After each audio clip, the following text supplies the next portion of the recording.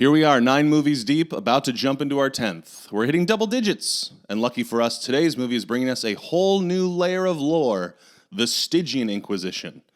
Not only do we have new cenobites, we have a whole new hierarchy of hell's business.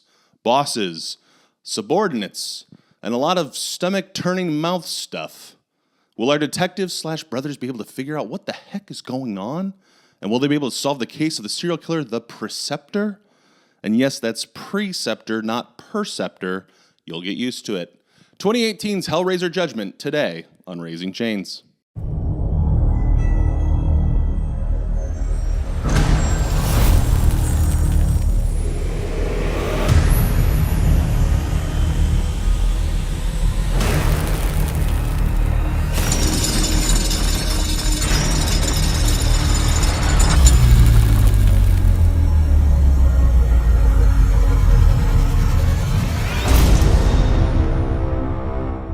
Evil seeks evil.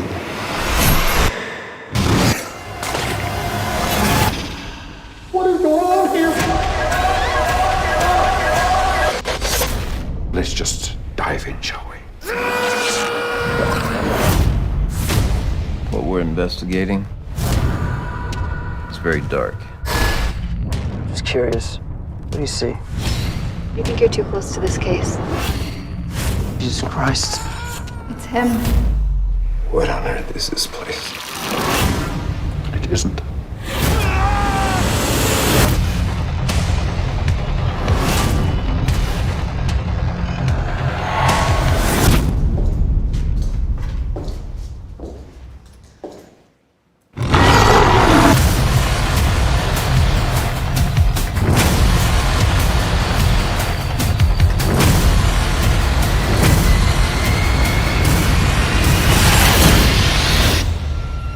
There's hell to pay.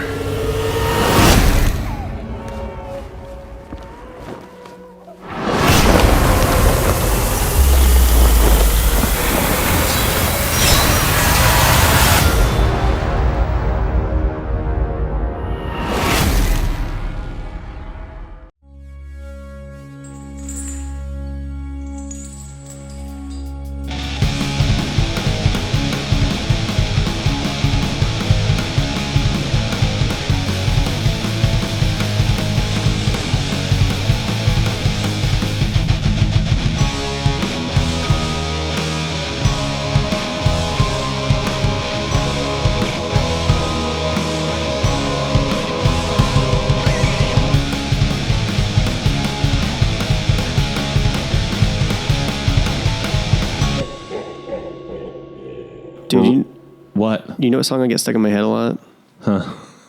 Tell me. It's the REO Speedwagon song. I gonna keep on loving you. Yeah. Have you seen the video for that song? Huh. It's so insane. I didn't know it had a video. There's a video for it. He's like talking to a psychiatrist, like, "There's this woman, I can't get her out of my head," and he keeps talking about her. And it was like the song is about like Dracula. The song is about your wife cheating on you, and then you taking her back. That's absolutely, like, he's like, that's exactly what the song is about. But Yeah. in the video, he's talking to the psychiatrist. He's like, I just don't know. And then she's like, I don't, like, at the end of the video, it cuts back to, like, they show this live footage and they cut back to him talking to the psychiatrist. She's like, I just don't know. She's like, I don't know either. And then she, like, leans in for a kiss, and I was like, that's inappropriate. How do you know it's about you? This feels like not doctor-patient confidentiality. You're a very hot-looking psychiatrist, unless this is some weird role play. This is You're not good. supposed to kiss in those environments, I don't think. My last therapist hated it when I tried to kiss her. And I tried. I think it was the third time she said, knock that off. Yeah. She said, knock it off. And I said, how does it make you feel? You little rascal. Do you want to do the honors? Boy, would I ever. Welcome to Raising Chains, a Hellraiser podcast. I'm Andy, I'm Joey. and we're here to pump you up. Pump you up. I'm excited. That's all I want to say. Okay. I'm so excited Sorry, too, did you man. ask how I was feeling? I was In going one to. word? I was going Okay. to, yes. That's what I thought. Excited. Yeah, I think this is a good time. We're not watching Revelations. Anytime we're not watching Revelations is Yeah. a good time. Which you may have noticed, what a short episode that was. We're like, all right, well, whatever. Let's Yeah. just be done. And that was us pushing really hard to get to the length we did on that one. We're like, yeah. I looked at the 40-minute mark. I was like, oh my God, we're almost done with this movie. I don't know what else to talk about. But it's like we feel comfortable like riffing and talking about their stuff. Sure. But for whatever reason, in that moment, it was just like it was like the movie had also like drained us of like wanting to talk. Period. Man, did it ever? But I think it's safe to say, spoiler free, but this is certainly a bounce back in the right direction. Yeah, I think this so. movie is noticeably better than the last one. Much I don't better. think anyone would deny it. No. I'm going to say I'm curious to see if we watched Hellseeker after we watched Revelations, if we were like, hey, Hellseeker wasn't bad, actually, if you think about it. Yeah, actually, that's a great point. Because I do wonder. Yeah. Because right now, I know my answer for those two. Yeah. And some more. Oh. I would say Judgment is not my... It's higher than third last. Okay. In my current moment. Yeah. But as we've talked about before, sometimes we talk about the movie and I go, yeah, that sucked. Wait, that sucked. And then all of a sudden it's like, actually, did I like it? Yeah. Let's wait till we get to the end of this episode to find out. Yeah. Let's save our pins for the ending, as we always do. Andy, I told you I try to watch these movies close to when we record. Yeah. I watched this one this morning. Yep. I was having coffee. I was in my PJs. This Okay. was a breakfast horror flick. Yeah. This is the first Hellraiser movie to actually gross me out. Oh. I think twice in this movie I went, ugh. I kind of like got squeamish. Wow. And we'll talk about it when we get to it. What were you eating while you were watching? I was having coffee and a Okay. little bit of water.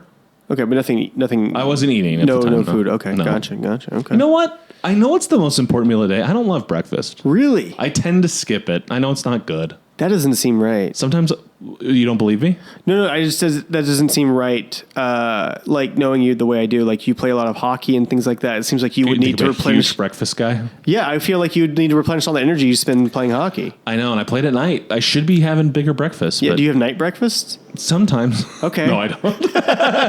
I remember that one time we went to Denny's for breakfast after a show. I know.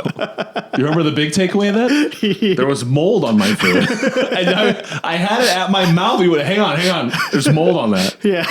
And then they're like, oh, we're so sorry. We'll comp it. And they only comp my side of the meal. Yeah. Which, it should be the whole thing. Yeah. You're a national chain. You can afford to comp the whole thing. They were so scared though. One of them, you were kind of not, you were not irate. You like handled it very patiently, but I think the woman was expecting you to be so mad that she put her fingers in your mouth immediately, Yeah. like to shut you up. And I was like, hey, he doesn't need that. I started spitting out. She thought I got into something. Yeah. Don't you hate it when some things you got into something? Yeah. Yeah. It's the Everybody worst. hates that. I used to like, that's like such, I'm glad that's like coming from me because I thought that was like only a Southern expression. They're like, he got into something last night. I was like, what? Like, be more specific here. Like, what did he get into?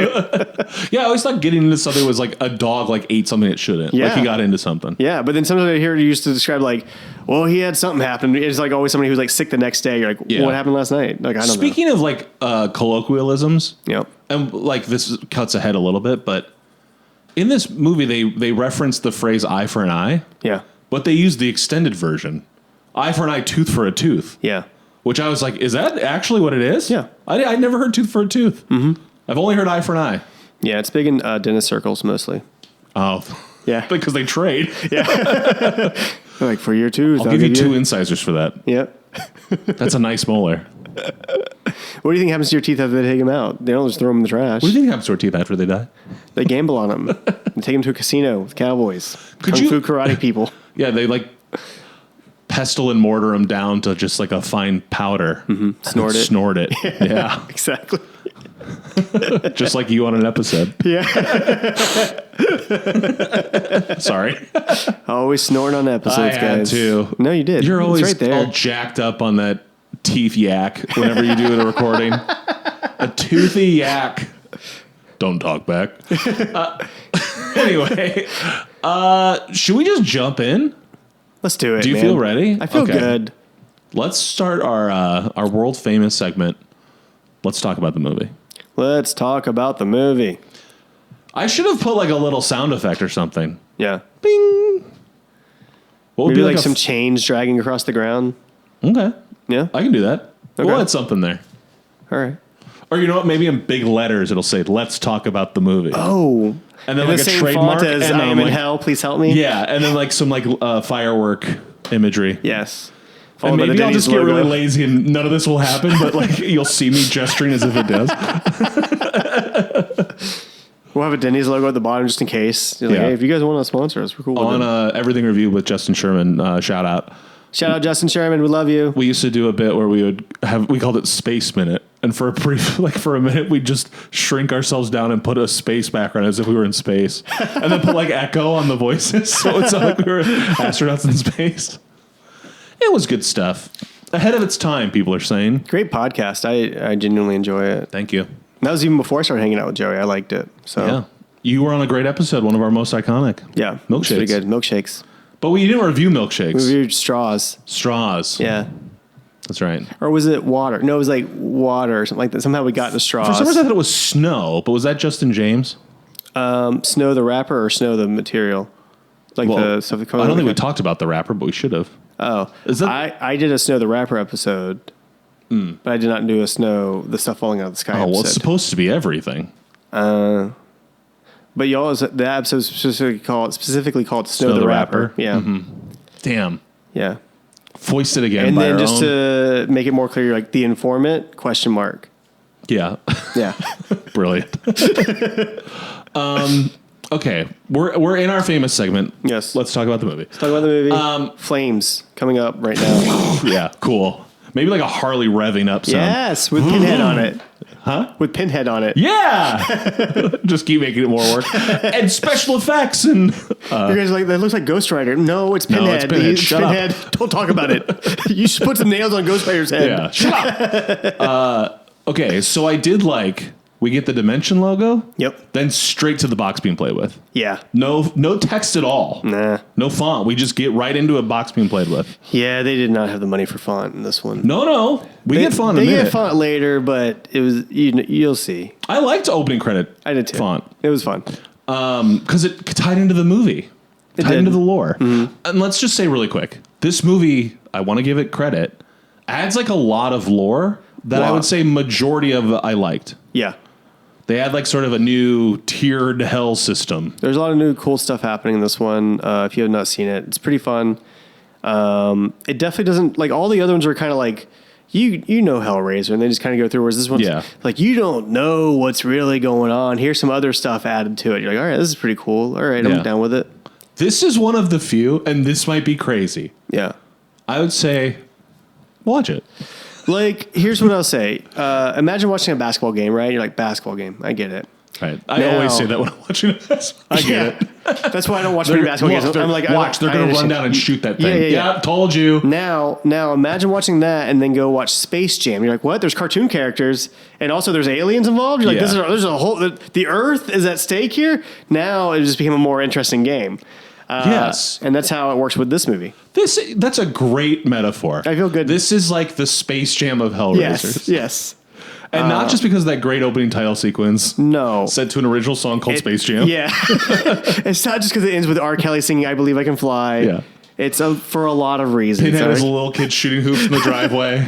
Then I'm going to make it to the NBA. He's wearing Michael Jordan shoes like Mike, and I'm like, it's not really like Mike. Okay, yeah. So I killed that story. That was good. No, embarrassing, but I think, is it R. Kelly who does Fly Like an Eagle in it? There's like an R&B version of Fly Like an Eagle in yeah. Space Jam. And That's Seal, isn't it? it might be Seal. Yeah. I'll tell you this, for a long time, at least 10 plus years, I did not realize that was a cover.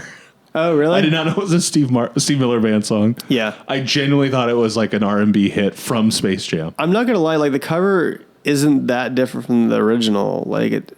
Yeah. Yeah, it's like similar. very like it's very hard to tell. Like I could not like if you put them side by side, like maybe I could tell them apart, but it would be kind of difficult. You know. That could be part of why I didn't that song notice came on the either. radio like a couple weeks ago. I still listen to the radio sometimes because my phone died. Space Jam radio on Sirius Space Jam XM. radio. Yep. It's a lot of mostly just like Daffy Duck talking, honestly. Like, why is he the announcer? Yeah, he's your DJ. DJ Daffy Duck. So back to the movie. Yep. The Space Jam movie. So the box is being played with. Yep. We see Pinhead. Yep. He's talking. He's talking.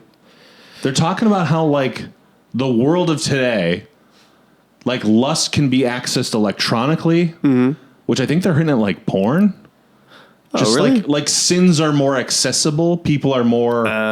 Yeah. I thought maybe that's where it was headed. It doesn't really go down that path. I don't know. I but- thought they were talking about the Hallmark Channel. Yeah.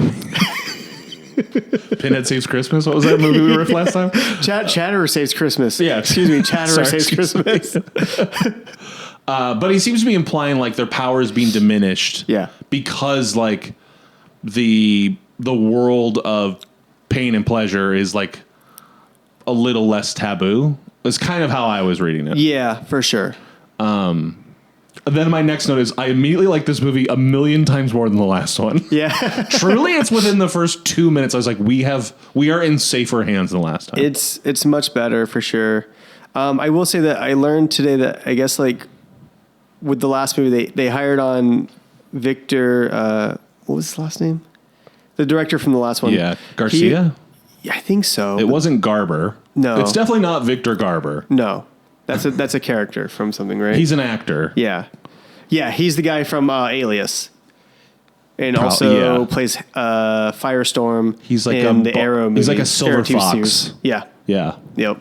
He played a butler in Frasier. I know who this person is. Yeah. But It's not him. No, it's definitely not him. But they talked about Victor Garcia is the name. They talked about how Victor Garcia usually got hired to do these like kind of straight to DVD sequels for Dimension, and there's talk of like the fact that they kind of used Hellraiser to be like, you really like Hellraiser, you don't want anybody else to direct it, right? He's like, yeah, but this script, they're like, but somebody else could direct it. He's like, I guess this is my one chance to direct Hellraiser. And I was like, I guess, but man. Yeah, I will say I get it. It's like there is a temptation of like, hey, if you want to make a movie in this famous franchise, you have the keys right here. This chance might not come again. Right. So it's like, do you just roll the dice or do you miss it? I don't know, Tough Joey. call. Let's say somebody came to us and said, hey, we will give you $200,000 and a budget of $500,000 to make this Child's Play movie. Would you do it? I mean, to say, will you make a movie for $200,000? Like I go like, yeah. Yeah. But I'm also not thinking I will make like a big studio movie. But you are. But if it was going to theaters, I'd be like, I don't know if we can budget this. Right. That'd be tough. Yeah. And it would all go to special effects, which is kind of what they did in this movie. Mm-hmm. And then everything else is going to suffer a little for that. Yeah. But anyway. So Choices. we go to Mr. Watkins. Yeah. Who's like, I thought he was a vagrant. I literally wrote, is this the vagrant from previous movies or a new one? Yeah, he has vagrant vibes. Yeah. And it's always like the fingerless gloves, Trench coat. big trench coat. Yeah. But it gets like this weird typed letter, like a typewriter letter. Yep. And the font, the text is kind of all over the place. Like it's not consistent. No. Which I was It's thinking. like reading somebody's weird haiku or Yes. I forget what it's called. There's like a form of poetry where it's like you looks like that. It's like broken form or Yeah, something like that. who wrote like Milk and Honey? Is that what those poetry books are called? I don't know what that is. Rupi Kaur, is that the name? I'm talking a little outside my depth. Yeah. But there's like a popular poet that has these little books of poetry that are kind of like that, where the words are kind of scattered all over the page. Yeah. It's not like just consistent writing. Yeah. That's how this letter is formatted. Yeah. Like if my slam poetry career had ever taken off, like this is how my slam poetry would look in book form. Yeah, which is funny because slam poetry famously like a audio-based poetry, right? Yeah, but like people like to read it too sometimes. Like Totally. I've read books of slam poetry before. But I thought slam poetry was one of those things like it'd be like reading lyrics. It's like it's not really the. But so is poetry reading. It's better to hear the poetry than it is to read it. But like if you have to, then reading is fine. Right, but I guess like. That's why I kept my performances limited, so people would have to read the book whenever I put it out. Right. Yeah. Okay. Look, I don't need to know anymore. Yeah. It was called Hellraiser, I'm just saying. So the letter, the font is, the text is kind of all over this place. Yep. Which also, I did think with a typewriter, you'd have to like manually move it around. Mm-hmm. It seems like it'd be harder to do with a typewriter. Yeah. But hey, whatever. But on it, it's like an invite to an address. And on it, it says, we're trying to help. Yep. It's very much like, we want to help you. So he gets there, knocks on the door, his house at night. Yep. And then a voice inside says, we have such sights to show you. Come on in. Yeah. Not a totally scary voice. No. Kind of a welcoming voice, kind of a nice voice. he goes in, the door closes behind him, and then you hear like a struggle, kind of. Yeah. Like, did you guys ever see the first Teenage Mutant Ninja Turtles? Like, I think they did that for like there was like one fight scene where you just hear like people getting like beat up or whatever in the background. You're like, what is happening? Oh yeah, just the sound effects of someone getting beat up. Absolutely. Yeah. So then it cuts to Carl's. It's like when someone in a movie like takes a security guard behind a wall, and then you hear some noises, and then the guy comes out dressed as a security guard. Yep. Like a split second later. It's like those noises. Having to be the same size clothes and everything. Mm-hmm. So then we cut to Carl. He's now sitting in a chair tied up. And there's a new guy who looks kind of like Pinhead, but he has no pins in his head. And he just has scarring all over his face. He's wearing sunglasses. His name is the Auditor. He is a new character to this. Just to be clear, Carl is Carl Watkins. I called him Mr. Watkins earlier. Yeah. Carl. So we meet the Auditor. The Auditor is cool. Yep. The Auditor reminded me of a few things. He's like a bald man, cuts all over his face. Yep. Wearing a suit. He's very like British and prim and proper. Yep. And then has like those like really dark circular sunglasses with the sides to it so you can't see in. Yeah, it has it's almost like Ferrari sunglasses where they like the top and sides are kind of blocked off. Oh, wow. He looks like Paul Schaefer to me a little bit. Yeah, I can see that for sure. And he also reminded me of that worm in James and the Giant Peach. I didn't see that. The stop motion James and the Giant Peach from the 90s. Nice. Had a worm that had glasses like that. I think he was blind, maybe. Oh, the worm? I think the worm was blind. Wrong. I think worms in real life don't have eyes. Yeah. So I think they were going off of that. Feel. Yeah. Kind of like how we do with this podcast. That's right. We just go by feel, baby. We just wiggle our way through the dirt. Our friendship has always gone by feel. So he comes to and Carl is like, he sees the Auditor and goes, Jesus Christ. Yeah. And he says, heavens no. Same city, completely different zip code. Yeah. It's like, that's kind of fun. That's a fun line. He's got a charm to him. By the way, the director / writer / makeup guy for this movie is the guy playing the Auditor. Yes. So he is giving himself like a lot of the best lines in the movie. And I will say, I think he's legitimately good in this. Yeah, I do think the Auditor is a great new character. I like the performance of it. I like the makeup of it. Yep. And we talked about this. We kind of hinted at it earlier too, but he openly said like, I had so much budget and so much time. I spent the majority of days like on the special effects heavy stuff so it would look the best. Yeah. So this opening 15 minutes or so like rocks. It's honestly the best part of the movie. It has the up syndrome of like you kind of peaked at the beginning. Yeah. It's a good time. He's talking to Carl. He's like we're going to do an interview. And Carl's like, what is this about? He's like, let's not do this, please. Can we just like I'm going to interview you, and depending on how you answer, that's how we're going to treat this at the end. Yeah. And this is like sort of like it looks like a dingy drug den. Yeah. But the Auditor is at like a nice desk. He's got a fancy old typewriter. Carl's tied up, strapped up by his arms. Mm-hmm.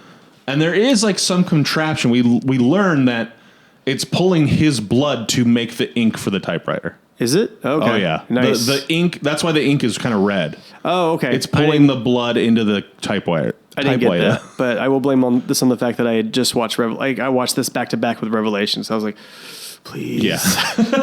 But this one you had seen before? Yeah. Okay. A long time ago. Yeah. Yeah. Did you didn't watch the last one because it was rushed and like famously bad? Right. But this one you were like, they had a little more time, so I'll give it a try. I think I was just like, let's just go ahead and go through it. Because I didn't hear anything bad about it. I was like, oh, this is supposed to be pretty cool. Yeah. So like, all right, let's go for it. Interesting. Yeah. So the Auditor is like interviewing him. Yep. And he gets a statement about, we find out that Watkins murdered a child at a playground. Oh, I got the fact that he was like a pedophile. Yeah, but that's the thing is that I feel like they're hinting at pedophilia. They explicitly say he murdered a child at a playground. Classic Nightmare on Elm Street stuff. Yeah, just talking around it. Yeah. Which that franchise did eventually just say like, yeah, he did. Yeah. But so they finish the auditing. Right. And the Auditor like has a pile of papers. Mm-hmm. Again, here's where we go like lore heavy. Pile of papers with his statement. Yep. Watkins passes out. Yep. Wakes up on a table. No. The assessor. Yeah, that's when he comes in. The assessor, but he's still seated in that chair. Oh, you're right. He's still in the chair. Yeah. Yes. He just passes out, and then suddenly. Yeah. a guy who looks kind of like him shows up. Yeah, No shirt, just wearing a jacket. This is Gulager. This is John Gulager, who's a popular horror director. Oh, is he? He directed that Project Greenlight show. Do you remember that show? Oh, yeah. He directed that movie Feast. Oh. That was like a horror movie inside of a bar. Mm-hmm. That, what's this guy's name? Tudacliffe? Yeah. He did the special effects makeup on that. Okay. John Gulager's dad, Clu Gulager, is like a big character actor. Oh, okay. You'd know him if you saw him. He did like westerns and stuff. Sure. He's in Return of the Living Dead. If you ever saw that. Yeah, a long time ago. Yeah, great movie. Mm-hmm. But anyway, so they're like buddies. Oh, okay. And I guess that he wrote the role for John Gulager Yeah. before he even had it. Because John Right. doesn't do like a ton of acting. No. But yeah, they do kind of look alike. Yeah, and I'm going to say this real quick too. This movie was made for $350,000, and it looks really good for a movie made for $350,000. Yes. And so I have to imagine that Tudacliffe was like, I finally get to direct and write this thing. He's like, I'm calling in all the favors. Yes. 'Cause- But also, Gulager was doing the Children of the Corn movie. Oh, that's that right. shares the sets. Yes. Because Dimension once again went, let's make two movies at the same place at the same time. Mm-hmm. So John Gulager was directing that Children of the Corn. I looked up what it's called. Yeah, I did too, actually. Children of the Corn something. The Runaway. Something like that, Runaway. right? Is that Yes. right? Yeah. So this is already like Hellraiser 3 and that Children of the Corn 2, I think were shot back to back. Yeah. In North Carolina. And all the Romania stuff where Yeah. they were sharing sets and actors and all that stuff. It's crazy. So Gulager, a.k.a. the Assessor, he gets in Carl's face for a minute. He's like, I'm the Yeah. Assessor.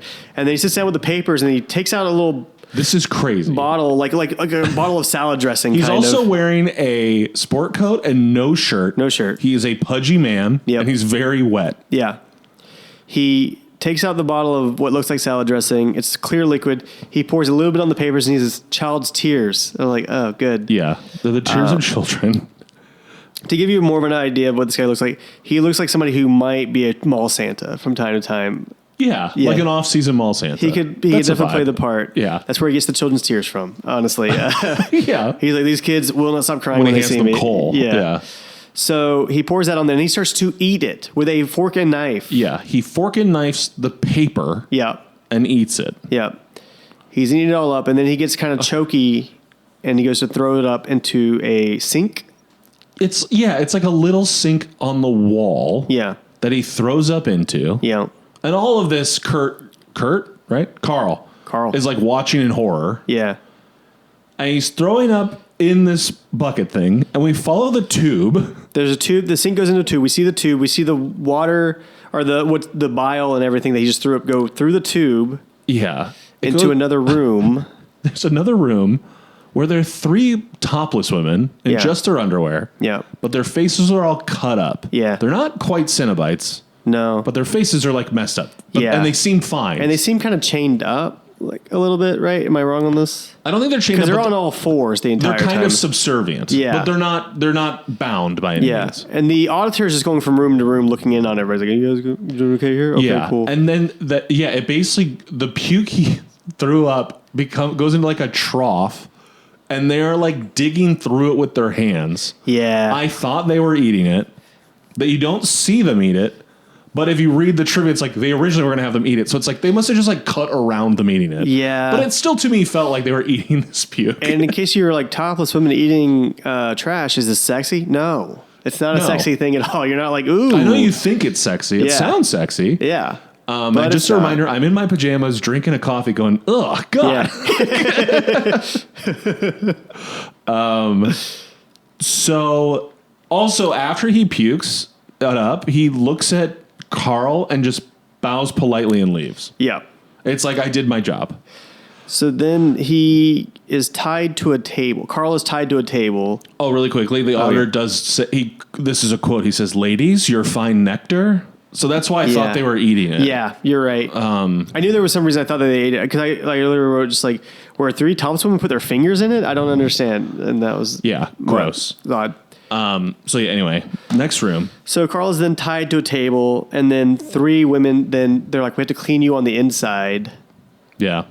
But they don't go inside. They're just like licking him clean or something like that. Yeah, I was confused by that too. I didn't understand Which that. may have been answered later with the bile stuff. I guess so. Also, at one point on that letter, there was like a reward, and Watkins is like, "What about my reward?" Yeah. And the auditor says, "Don't you understand? This is your reward." Yeah. So then, while he's bound up, this huge man in a baby mask comes Right. in, and then the huge man like comes open, and a leather-bound person comes out of the man. Well, like, okay, so here's what I thought happened. Because the guy, the big babyface man, turns his back to Carl. He leans against the wall. And then he's wearing a giant skirt, kind of. Yeah. And that's where the leather-bound person comes out from underneath the skirt. Oh. But I was like, this is super weird. I thought they were inside of him, like wearing him like a suit. But you're saying maybe they're like a twofer. I think it's like Master Blaster from Beyond Thunderdome. Did you ever see that? Mm-mm. Oh, you never saw Mad Max Beyond Thunderdome? It was a very large man with a mask on, and then a much smaller man who also had the similar mask on, and they were sort of like symbiotic in some ways. Got it. I thought this was a Krang situation from Turtles. Or No. what Quado? I guess Quado's a growth. Maybe it is like a Quado situation. Maybe the leather-bound person underneath him is a growth of some sort. Yeah. And he didn't get Either rid way, of it. it goes from very large man in a baby mask into a tight leather suit with a gas mask. And I will say, I did have to rewind it a couple times just to be like, am I seeing this correctly? Is the baby man not doing anything and it's just a different man that came out from underneath the skirt that's doing this? Like, yep, that's what's happening. That's the transport. Yeah, it's like he took the bus. It's like the transporter with Jason Statham. He's like, don't question the cargo. Yeah. You just do your job. I abide by 3 rules. What are they? Don't check the package. Yeah. Go inside the baby man. Hold big knives. Those are good rules. Thanks, Jason. I've done a better Jason. I kind of lost it there. I feel My pretty throat's good a about little it. sore, I think. Do you need some water? Maybe. But I'm not going to have any. Okay. This is my hell. Yeah. The leather guy slices him up with like big blades, which reminded me of the ones at the end of Hellworld. Yeah. Those like big semicircle knives. He makes all these like big cuts, but then it's just, like, he just basically cut the skin loose from Carl. Yeah, he then just like grabs the skin and lifts it off of him. Yeah. And then throws it.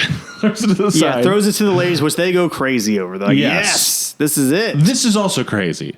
These like little, so he's on like a platform, which again, there's so much lore. We are 10 minutes in, not even. There's so much stuff going on. Yeah. He's now skinless on this platform. The 3 women are on their knees next to the platform, and the little like spigots come out of the pillar. Yes, that's what it was. And his blood sprays out of it on their like chests. Yeah.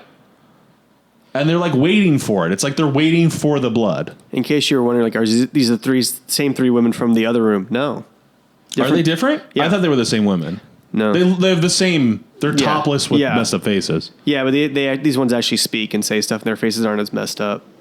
What'd they say? We have to clean you from the inside. Oh, those are the same. Right. That's right. Okay. I'm saying the 3. These are not the 3 women who were eating from the trough or whatever. Right. That's Sorry. right. You're right. This is where we go to the opening credits. Yeah. And at this point, I'm like, holy shit, this movie's crazy. Yeah. A strong first 10 minutes or whatever. It's a fun time. And then the opening title sequence, to talk about the text, the font, Right. is like the typewriter paper with like the red ink, like as if it's the auditor writing it, which I thought was interesting. I wrote, this kind of feels like a Nine Inch Nails music video. It does. There's definitely, like, if you told me Tuna Cliff ever directed a Nine Inch Nails music video, like, yeah, probably, for sure. I did clock when they were listening to the opening credits, Bob Weinstein is a producer on this one. Only Bob. Right. Because this is a few months after the big article first drops on Harvey. And there's some interesting behind the scenes where I guess it kept getting delayed because Harvey hated it. Right. And then I think Tudacliffe has said like, basically like, if not for that happening, this might have never come out. Oh, wow. They might have just buried this. Once again, Harvey has horrible takes and taste. Yeah. Honestly, the worst thing he's done is not putting out Hellraiser Judgment. No, that guy's a monster fucking No, he's forever. awful. Okay, back to the movie. We're back in. Now we see. Do you remember whenever he tried to like he showed up like with a walker to his like court dates? We're like, oh, I'm so frail. Yeah. Me? I did this. Yeah. And then Didn't the he judge, have like a like cold sore too? Did he look Yeah. like awful? He looked awful. He's like, I'm facing my own Hellraiser judgment right now. They're like, that has nothing to do. I'm fighting off my demons. Yeah. Pinhead, Chatterer, Yeah. the woman. Butterbean, it's Butterball. It's Butterball. What is wrong with you? Yeah, Butterball, you asshole! And he gets pegged with like a carton of milk. Butterball! Anyway, we shouldn't joke about this. Fuck that guy. No, that is truly awful. I'm just adding on to his multiple sins. Yes. But- If anyone should be being tortured in hell the way the Hellraiser, like the cenobites, it should be him. Yeah. So after the credits, we see this like drunk blonde girl getting home from the bar. Yeah.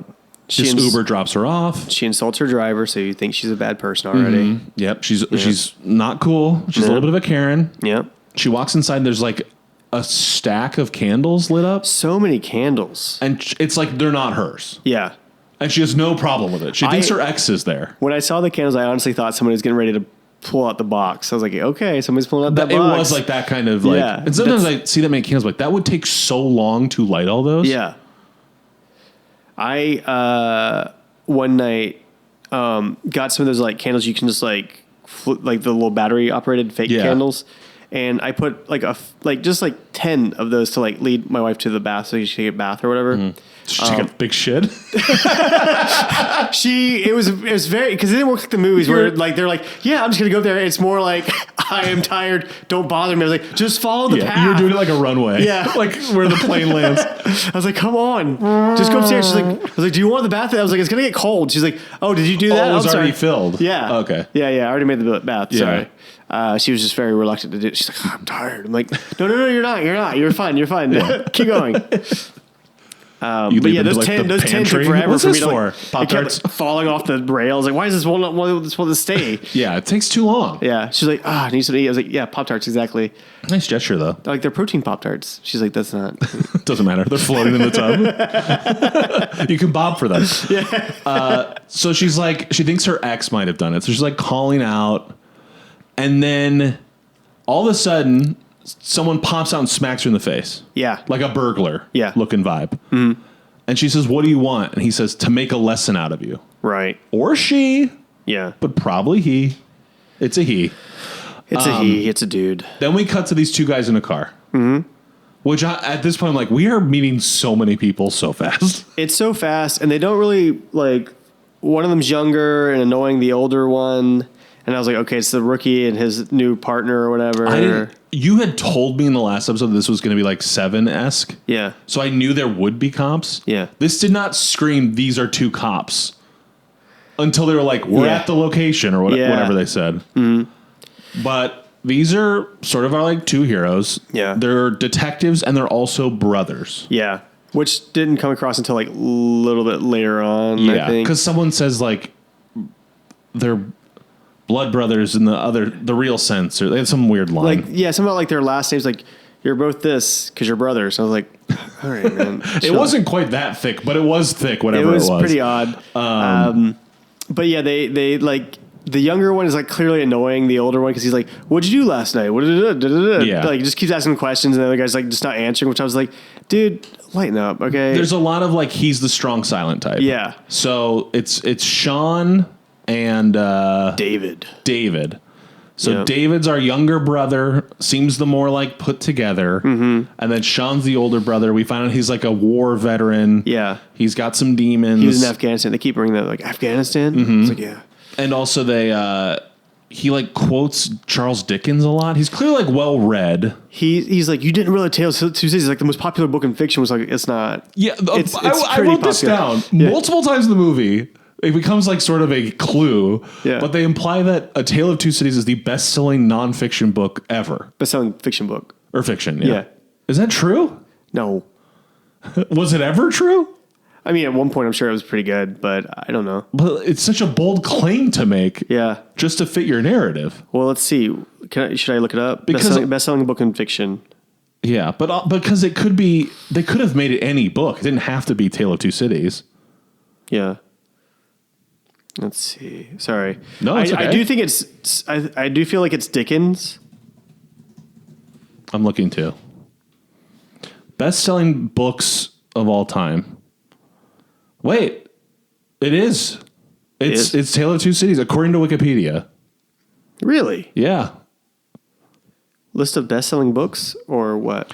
More than 100 million copies sold. Wow, I have never read this book. 10 books listed. Huh. Some of these I'm like, yeah, I would guess this, but a few I'm like, what? Also, A Little Prince and The Alchemist, I would not have thought that. Yeah, I think maybe just because they've been around, but The Alchemist is from the 80s. It's not like that old. Yeah. The Hobbit. Uh-huh. Alice's Adventure in Wonderland. Harry Potter. The first Harry Potter. Oh my gosh. What's Dream of the Red Chamber? It sounds cool, right? It's Chinese 1791. great novel. I don't know that one. It's known for its psychological scope and its observation of the worldview, aesthetics, lifestyles, and social relations of High King China. So. It'd be really funny if he just kept quoting Da Vinci Code. Yeah. Because he loved the Da Vinci Code. Yeah. So, but anyway, they set up that he knows Dickens, and he's like a well-read guy. Yeah.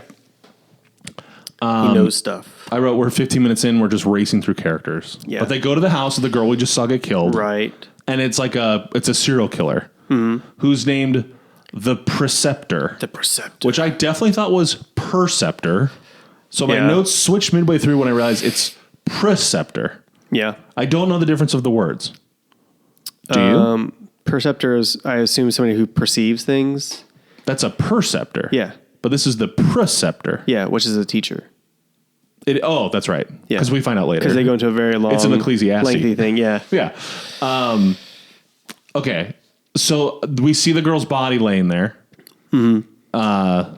The woman we just saw. And in blood, it's written, I am a jealous God. Yeah.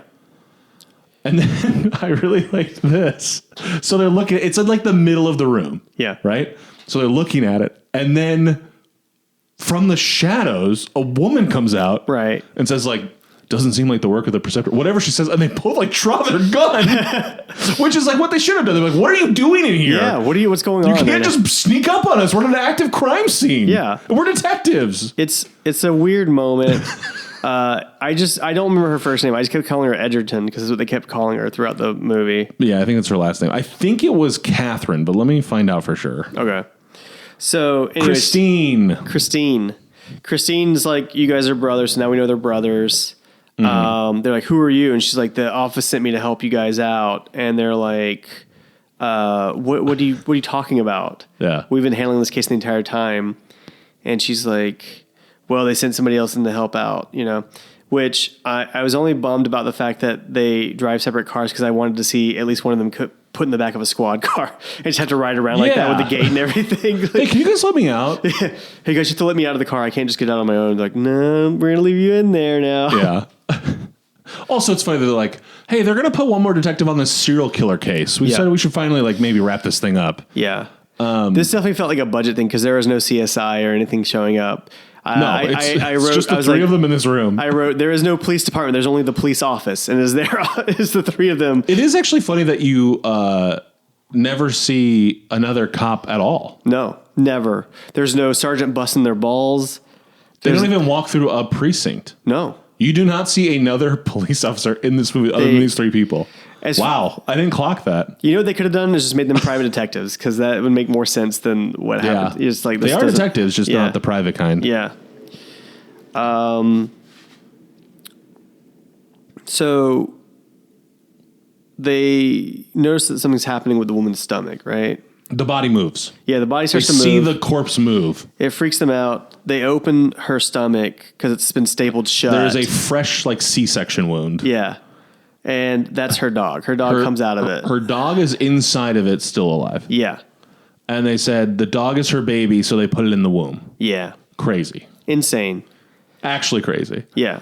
Pretty cool effect. I feel like Gary was just showing off here. He's like, look what I did. That's looks pretty cool. good. Like all of it was effective. It's like, well done. So then they briefly go back to their office. Mm-hmm. Correct me if I'm wrong, but there was some line about how it's like there's no natural light in there, right? Right. Don't they say some line about how it's like always dark in there, but who cares? That's the job or whatever. It always looks like it's sundown in there, kind of. Yeah. Later on, you absolutely see sunlight in there, so that's why I brought this up. Yeah, it's very weird because like they also don't have the lights on, so you're like, well, how are you seeing? And then also they do pull up in a parking lot for the police department, but that's all you get. And I feel like it's that same scene is used over and over again. Yes, it's that one, and also like you just see from inside their office. And the windows to what would be the rest of the police station are all shut. Yeah. So you just kind of see a crack when the door opens and closes. Yeah. Whatever. Did you guys ever see Clerks, where it's black and white? That's the deal. Yeah, it's that. Outside it says, "We assure you the detectives are in." So Sean, the older brother, he's like, "I got you out of here. I'm late for my wife's birthday." Is it his wife's birthday? Yes. Or like, does he know? I didn't know that. Yes, he says I'm late for my wife's birthday. When he gets home, she's like sitting in the dark. Oh wait! First off, they show like a real close up, like a long close up of like his former military picture, just to let you know, like he was. Yes. They want you to know he was in the military. She's sitting there with like there's a plate with a slice of cake on it and like 100 cigarette butts in it. Yeah. It's like she's been there smoking, waiting for him. Yeah. And when he walks in, she's like, "Happy birthday to me," and then like goes to bed. Yeah. And I want to remind you, this movie is set in current day. This is not an old movie. They have cell phones. At any point, she could have called him or he could have called her and like, "Hey, running a few minutes late." Probably part of the problem. Yeah. Do they show any cell phones? No, but yes, they do, because they show text messages later on in the movie. And that's how he was on, the killer got onto them, how he figured them out a little bit. Oh, that's right. But also, like, why was he out late with his brother when it was his wife's birthday? Like, it's like. But he was at work. He went from work to the office. That's the thing that makes me weird. Is like, what were his hours exactly? I don't know. I think it's a detective. They're just because they checked that the crime scene was night. Yeah. When they went to the crime scene. But it's because they got called to it. Right. Yeah. So he's working late at the crime scene. I'm just trying to figure out why he was, but he was like, it was already nighttime anyways. I don't know. Anyways, sorry. What I thought was weird is that it goes straight back to the office, and it's the last place we saw David and Christine. Yeah, Christine. So to me, I was like, is this a new day? Has time passed? And then I was like, okay, they are in different clothes, I think. But it does kind of make you, when it goes right back and the same people are there and you're seeing Sean walk back in. Yeah, it does kind of feel like it's super weird. Anyway. But yeah, his wife is pissed at him. She looks just miserable. You're like, oh, this marriage is about to end. Pretty sure. Yes, that's bad. It's not good. And so anyways, I see. It cuts to a guy cutting through a woman's hand with a saw. Yeah, bone saw, blood spraying everywhere. Mm-hmm. Yeah, some teeth grabbing from pliers. Yeah, but we don't see what's going on. We just see something's happening. We just know this is going on, and then the next day, the cops are approaching a playground. They're on a new case. Yeah, or a new incident. Yeah, new incident for the same killer. There's no other police. There's there's one guy. He's taping things off. He's like, hey. Yeah, and it's like hanging the tape rope or whatever. Yeah. I'm pretty sure he was just a PA working that day, and they're like, hey, we need you to put this jacket on. Hey, just keep inside the playground, there's a flat part where there are a bunch of like hands in a circle holding flowers. Yeah. Like forearm up, severed arms holding them. Yeah. And then they're holding flowers, and they're like jars of blood in the middle. They never really said what those jars were. I assumed it was blood. Yeah. Okay. I could be wrong, but it just doesn't go anywhere. It's just creepy imagery for. It could be tooth yak for all I know. I don't know. You never know. No. Could be bug juice. Oh, from camp. Who knows? I love that. Also, there's like missing children posters that are arranged to read the word thieves on the fence. Yeah. Didn't totally understand what that meant. But this is when she opens the closed hand, because one of them's not holding flowers. She opens it, and there's an eyeball in it and a tooth. Yeah. And then she goes, eye for an eye, tooth for a tooth. Mm-hmm. That sounds like, I didn't know there was a second half to that. Yep. So they get the fingerprints done, right? They get the fingerprints done, and they're like, oh, all these people were petty thieves around town. Like, they were known for being petty theft or whatever, and all these people went to the same school. Yes. That Carl used to hang out at. I thought they were kids' arms. Some of them were. Okay. Yeah. Some of them were people who were adults that used to go to that school, I think. Oh, okay.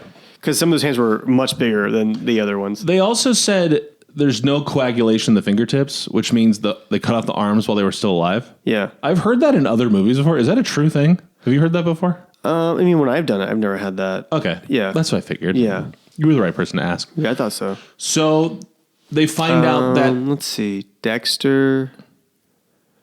What did he do? Didn't they would let it hang and all the blood would drain out? But also, wouldn't a rigor mortis set in on the hands? Like, how are they open it so easily?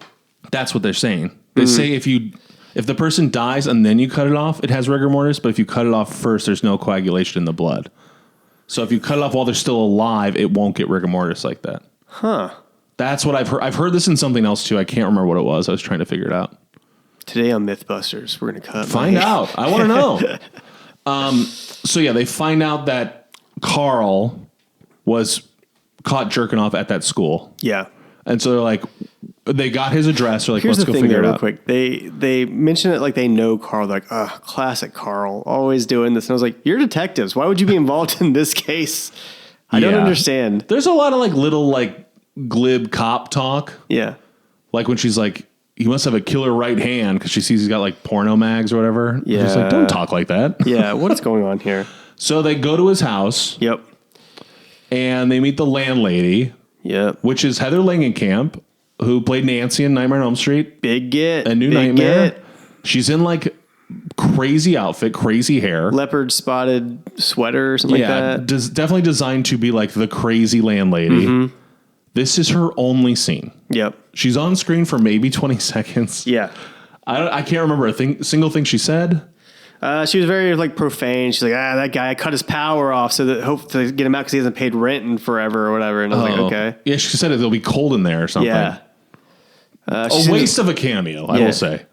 I mean, I feel like that's the only way they got her cameos is to be like, hey, you're in it for like 15 seconds. I promise you. You know, But you have to, if you're in it for 5 minutes or 1 second, you still have to go there for the day. You got to travel. You got to get a trailer. Like, for me, I'd like to be in a little more than that, I think. I don't know, man. Maybe she didn't really. She has a special effects company with her husband. It seems like she's a busy person, you know? Right, but I'm saying to go there at all. Wait, did they have to fly her to Oklahoma for this, or is she based? No, she's based in LA, so they had to fly Yeah, her. So that's what I'm they saying. should have given her more. You're right, Joey. Yeah, I'm wrong. For me, I'm Hey. like, this is a waste of her time. Hey, let it be said on record. I am wrong. Thank you. You hear that, We're going to make this a clip. audience? Just that. I'm wrong. Yeah.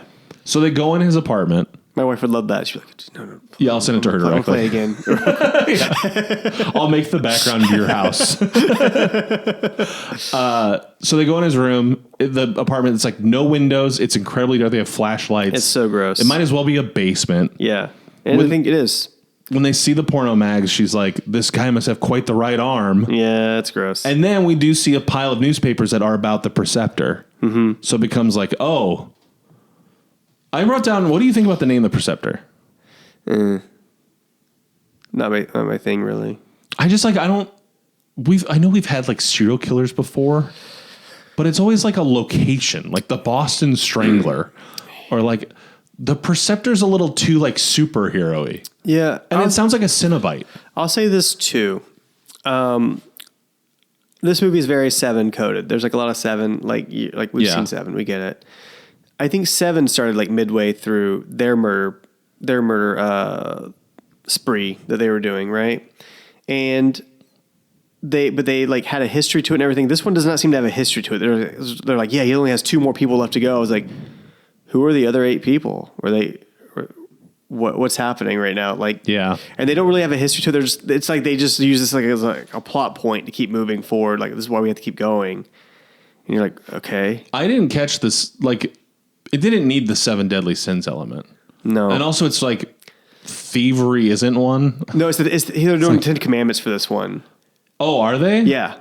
Oh. See, because they said that thou shalt not covet. You know, and that's why. Who cares? Like, just who cares? Yeah, this does don't not need it. matter. But they Just have it be a serial killer. Yeah, but this whole thing is all the 10 Commandments. He's like, thou shalt not have no other God before me. That's why they killed the last person. But I was like, how does the murderer know this woman and that she does this with her dog? The other thing with the benefit of 7 one, it's the name of the movie. Yeah. And two, it's 7 people. 10 is a lot. Yeah. And it's like, what is the dog?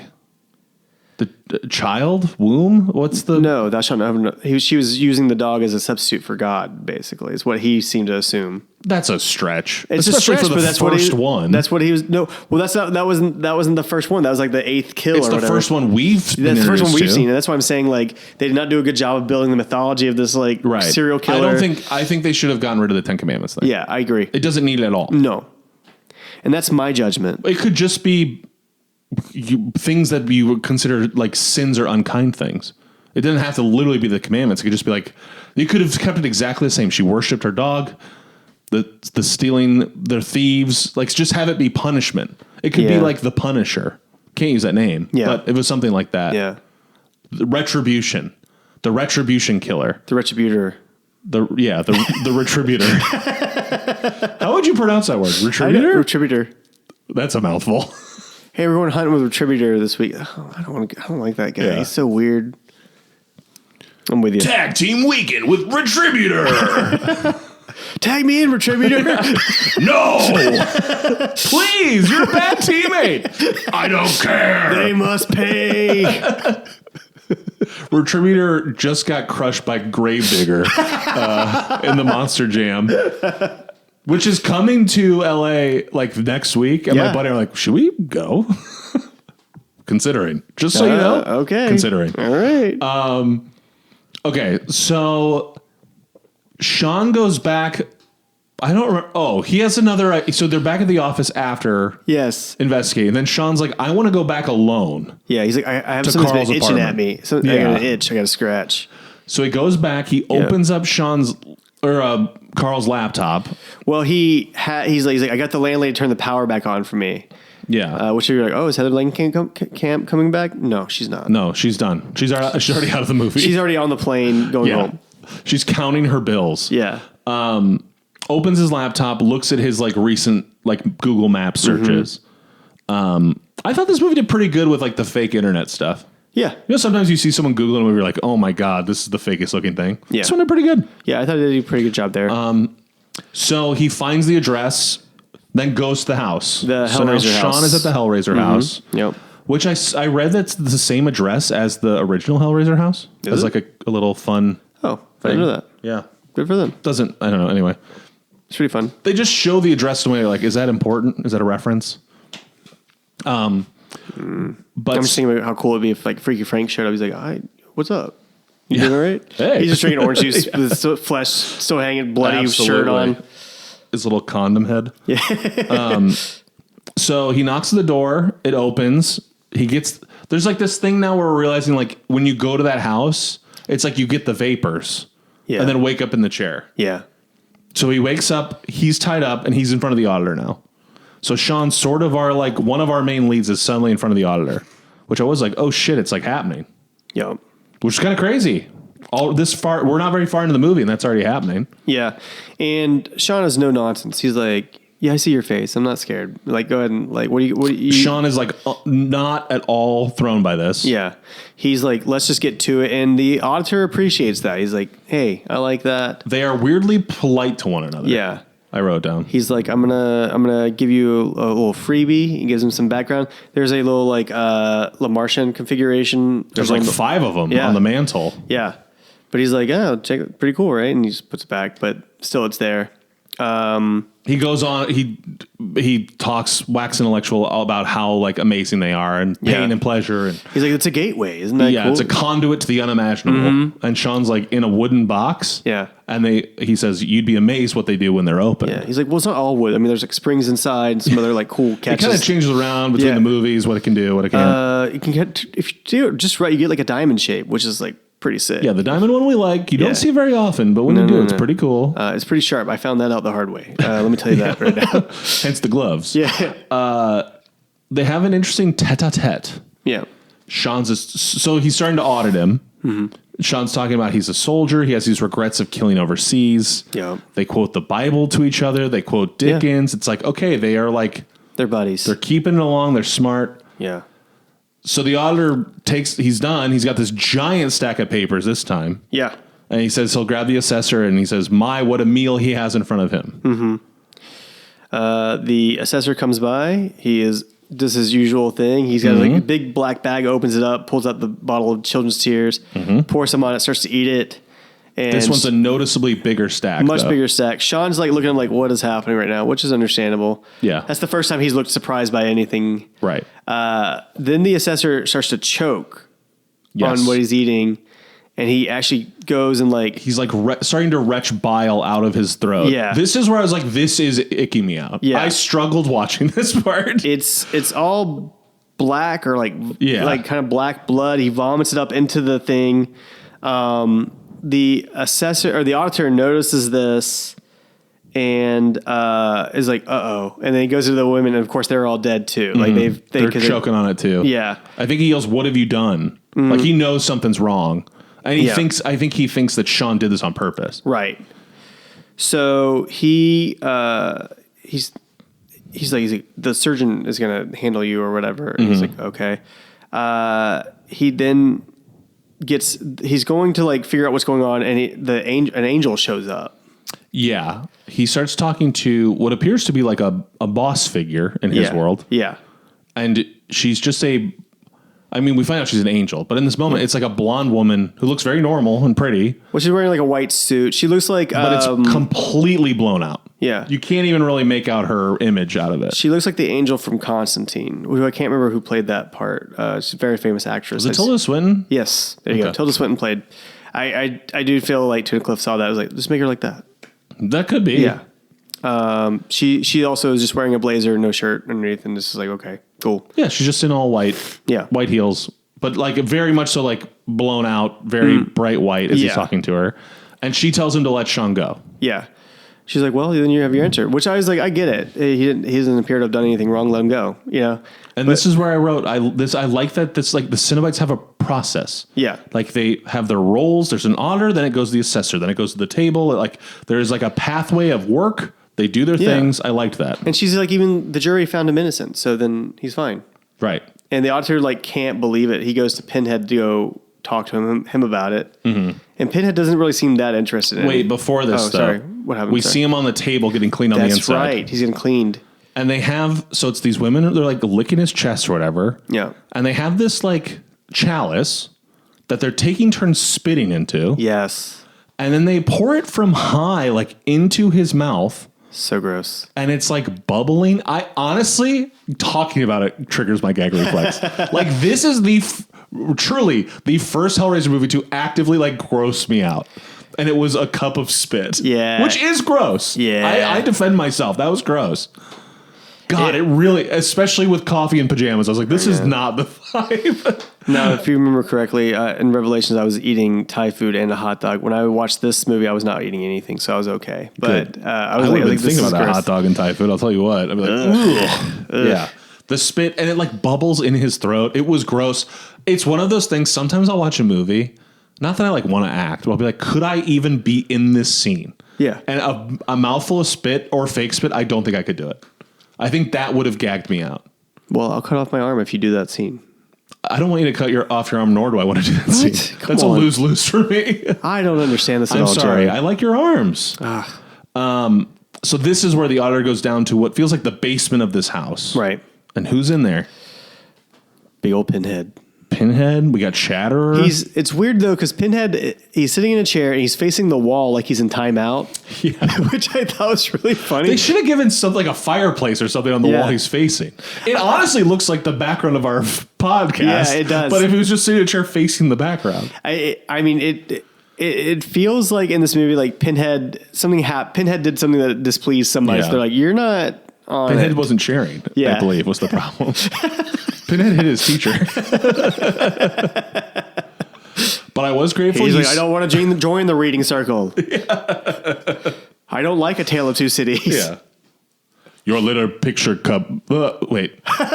What? Your little picture books do not amuse me. That's him in like a kindergarten class. Fine. Dick and Jane go up the hill. Dick and Jane are happy. I have no care for this mother goose. Aesop's Fables. I know a fable's older than Aesop, actually, if you'd like to know. Okay. all I right. knew Aesop. Aesop Rocky. Yeah, he's just kind of like, it's supposed to be scary. Yeah. I do like that he's got like his classic cowl thing in the back. Yeah. He's still missing the pins beneath the ears, Yeah. but they don't show it as much. No. And this movie makes the wise decision to just keep him in shadow. Yeah. Keep all the cenobites in shadow. Yeah. I will tell you, brother, he sounds better. He looks better. Dare I say it? I think this is a pretty good Pinhead performance. Pretty good Pinhead. Yeah. Look, Bradley's untouchable, but I was like, this is pretty good. Yeah.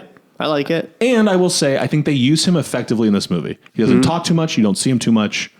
There's a Law and Order. I like the Auditor as like a foil to his energy, because the Auditor's like doesn't even seem like an evil guy. No. He's just doing his job. He's a head shorter.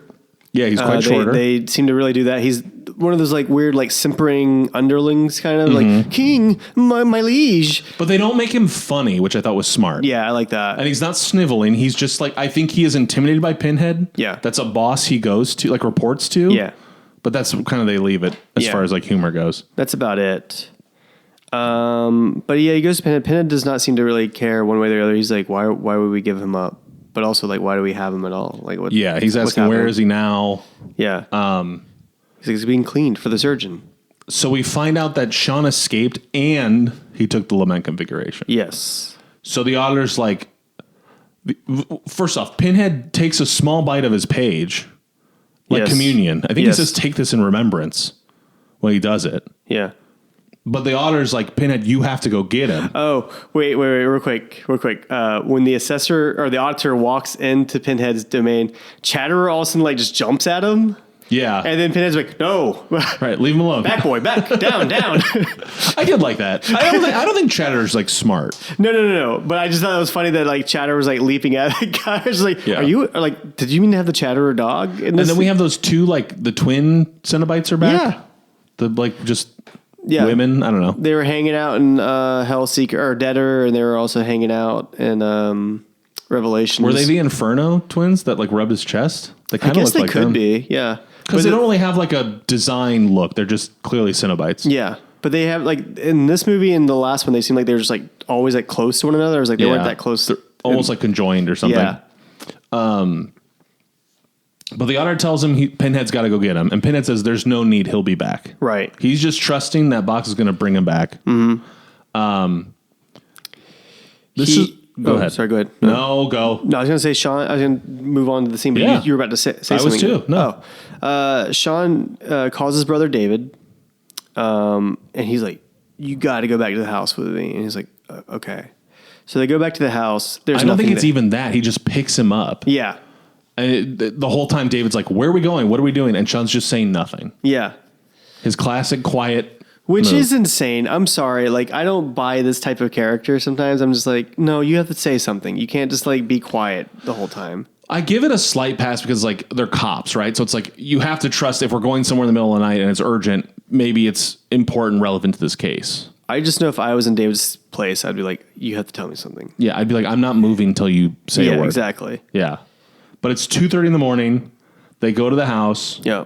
And they distinctively do not call it in. It's like they're on their own little mission. Right. They go in and it's just a dumpy house. Mm-hmm. It's like a different layout inside. Yeah.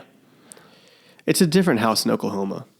So they're like, there's nothing. They went to the wrong spot. Yeah. It was night. It's hard to tell. Yeah. And then Sean's like pissed off because it's like not what he expected. He's like, this is why I don't use Google Maps. And he's like, listen, Google Maps is Yeah. perfectly fine. I took Waze. He calls out, David's like, we're all worried about you. Allison's worried about you. Yeah. And then Sean's like, oh, you'd know plenty about that.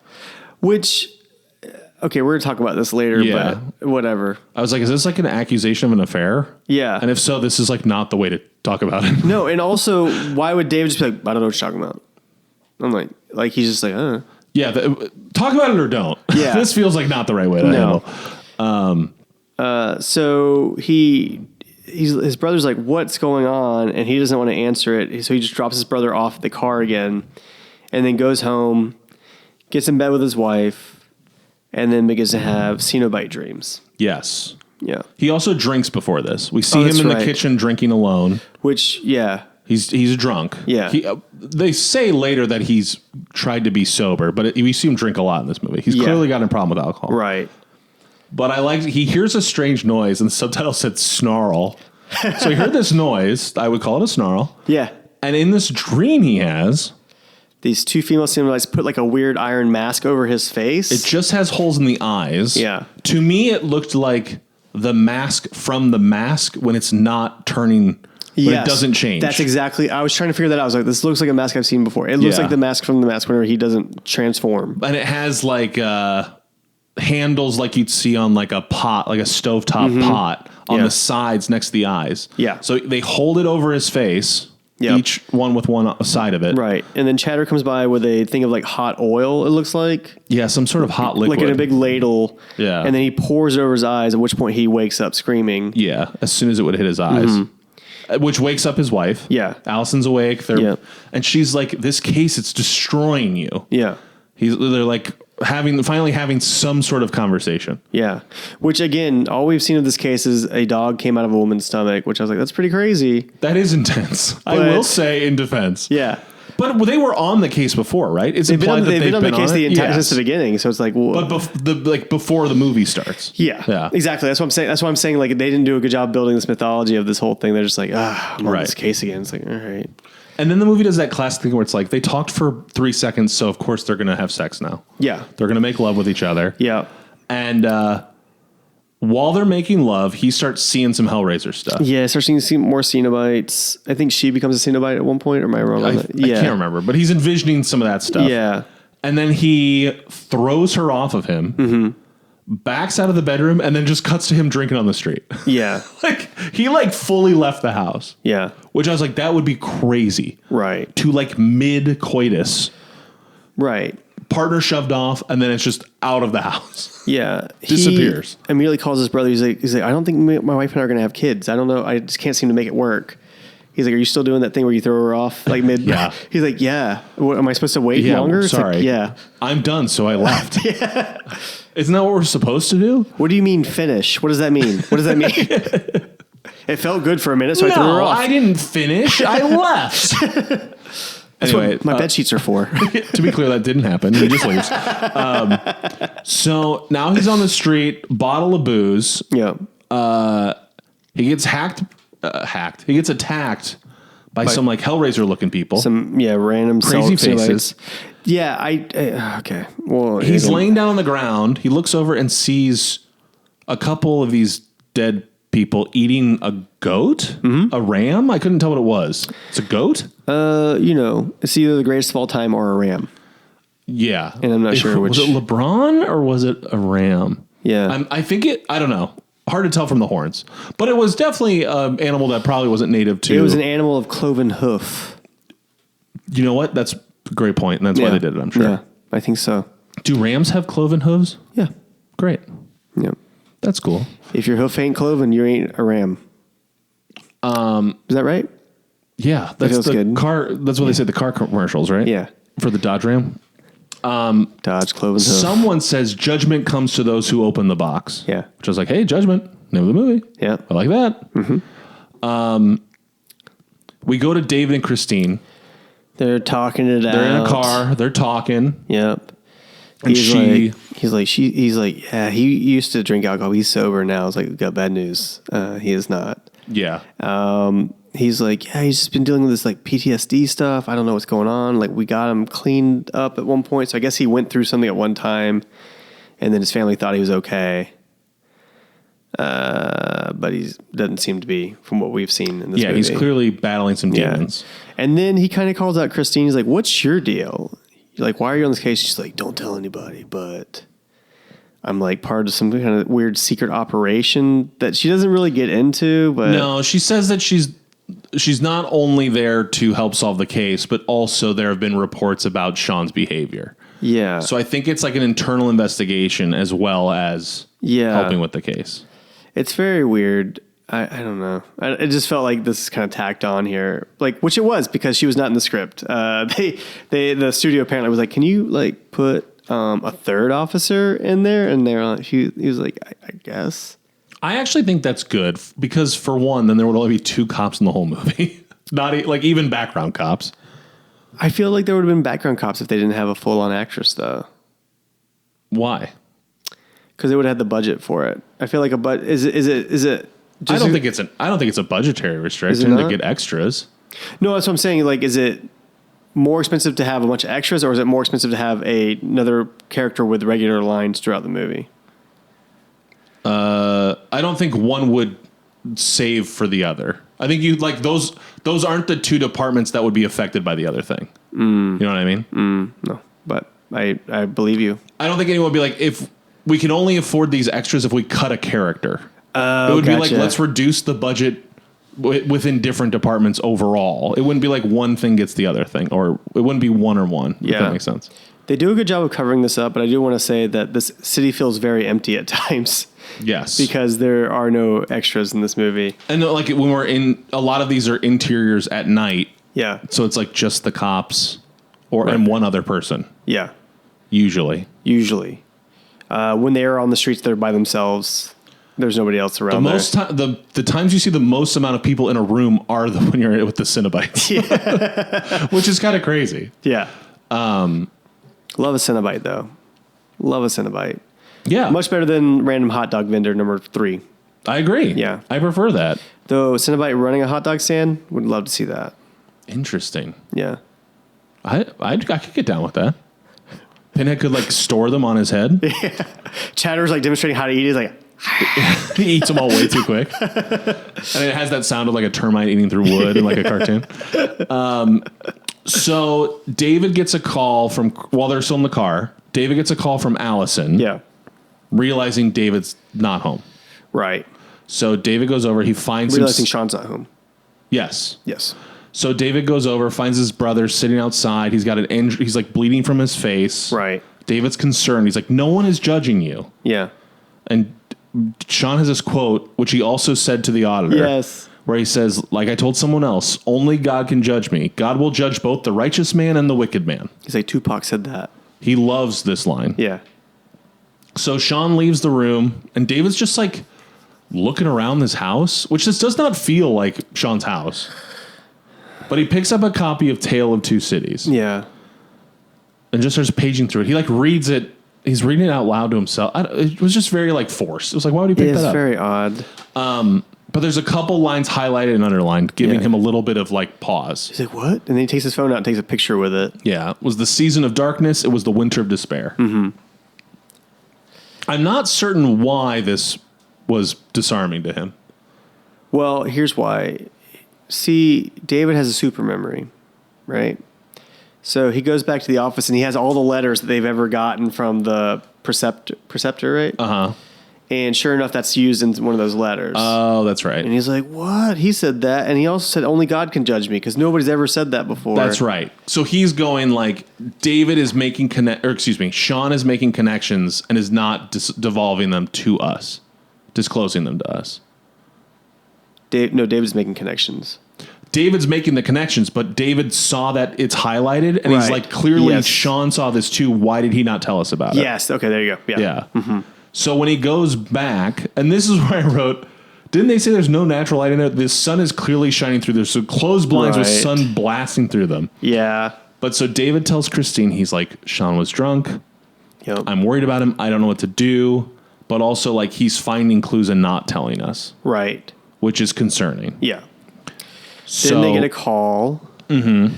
It's from the coroner. The coroner. Yeah. He's like, hey, we found a cell phone in Crystal Lanning's throat. Crystal Lanning's was the woman who owned the dog that was inside her stomach. So Sean and Christine go to check it out. They leave David behind. They're like, you figure out stuff. Yeah, I don't know. I don't know why they left. I mean, I know why they left him behind from a writing standpoint. Yeah. I don't know why they left him behind in the narrative because so far they've gone everywhere together. Yeah. They're like, you can't sit in the back of the car or whatever. I don't know. Yeah, they only have 2 seats. Yeah. So they leave him behind. I've definitely seen the actor who plays Hodges before. Hodges is the coroner. But I feel like I've seen him in something before, but I don't know what. I don't know. I didn't recognize him. Sorry. But before they go, they sit in the car, and then Christine's like, I forgot my phone. Yeah. So she goes back in the office, And she says to David, like, hey, look around, see if there's anything unusual. Yeah. And he's like, I'm not going to rat on my brother. I'm not going to narc, whatever. And she's like, just peek around, see if there's anything out of the ordinary. I would like to say if I found out my brother was like murdering people, I would tell on my brother. Well, he doesn't know. Yeah, but he knows that she's asking him something. She's like, hey, something's up. Right. You need to figure this out. Right. He's like, I'm Look not for really stuff. narc on him. Yeah. But I think he's like, my brother's just troubled. Yeah. At this point. But so anyway, when they're on the drive over to the coroner, she's talking to David, and it's clear she's trying to like she's talking to Sean. Right. And she's trying to like get information. Yeah. And she's like, do you think you're too close to this case? And he's like, probably, but it's just the job. Yeah. He's like, plus there's only like one more left or something like that. He's like, there's only one more murder left. He's sus for sure. Yeah. And she says something about how like the preceptor his notes read like literature. You're a big reader. Like, have you clocked did anything like strike a chord? And like, not really. And this is where they bring up again, A Tale of Two Cities is like the best-selling book of all time. Yeah. And he always does specify the best-selling fiction book of all time. Yeah. Which now we know it is. Yeah. But it is just a weird fact to like keep saying. It's a weird thing in general. They get to the coroner's office. He immediately hits on Christine. He's like, you single? She's like, are you serious? No, that's the end of the scene. Oh, that's the end of the scene. They do You're the right, whole yeah. scene and then she goes, single? Yeah. It's like, what the fuck is this? Yes.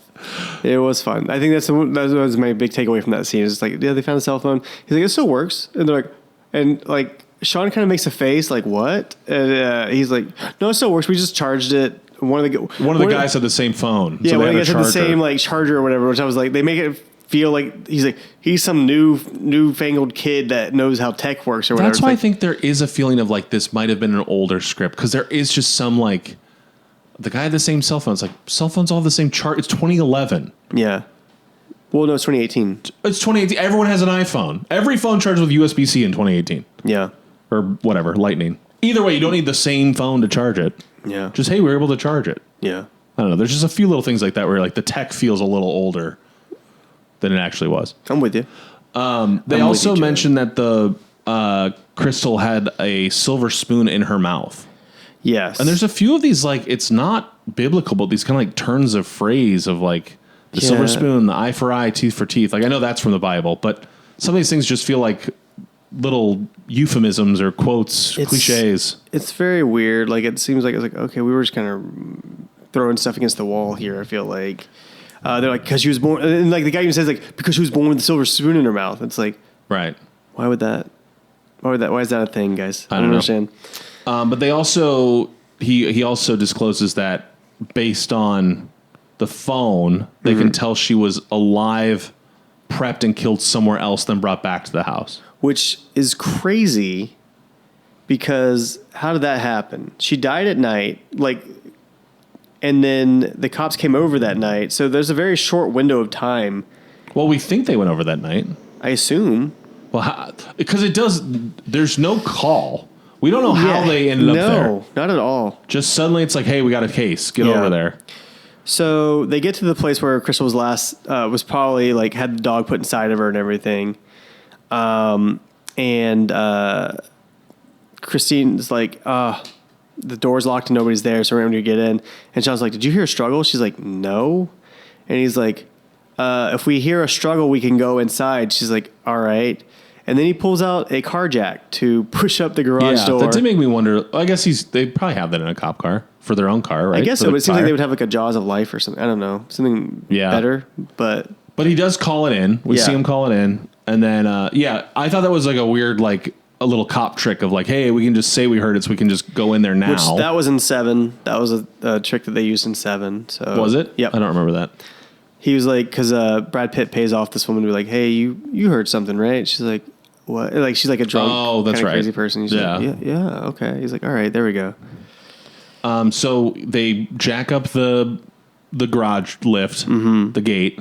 They crawl through. They got to go through like 3 different rooms, outside, back in. Yep. And they find this room that's clearly the lair. Yeah. There's like Bible pages taped on the walls. There's pictures of victims. There's these giant photos of victims with like scratched out sinner and stuff like that. Yeah.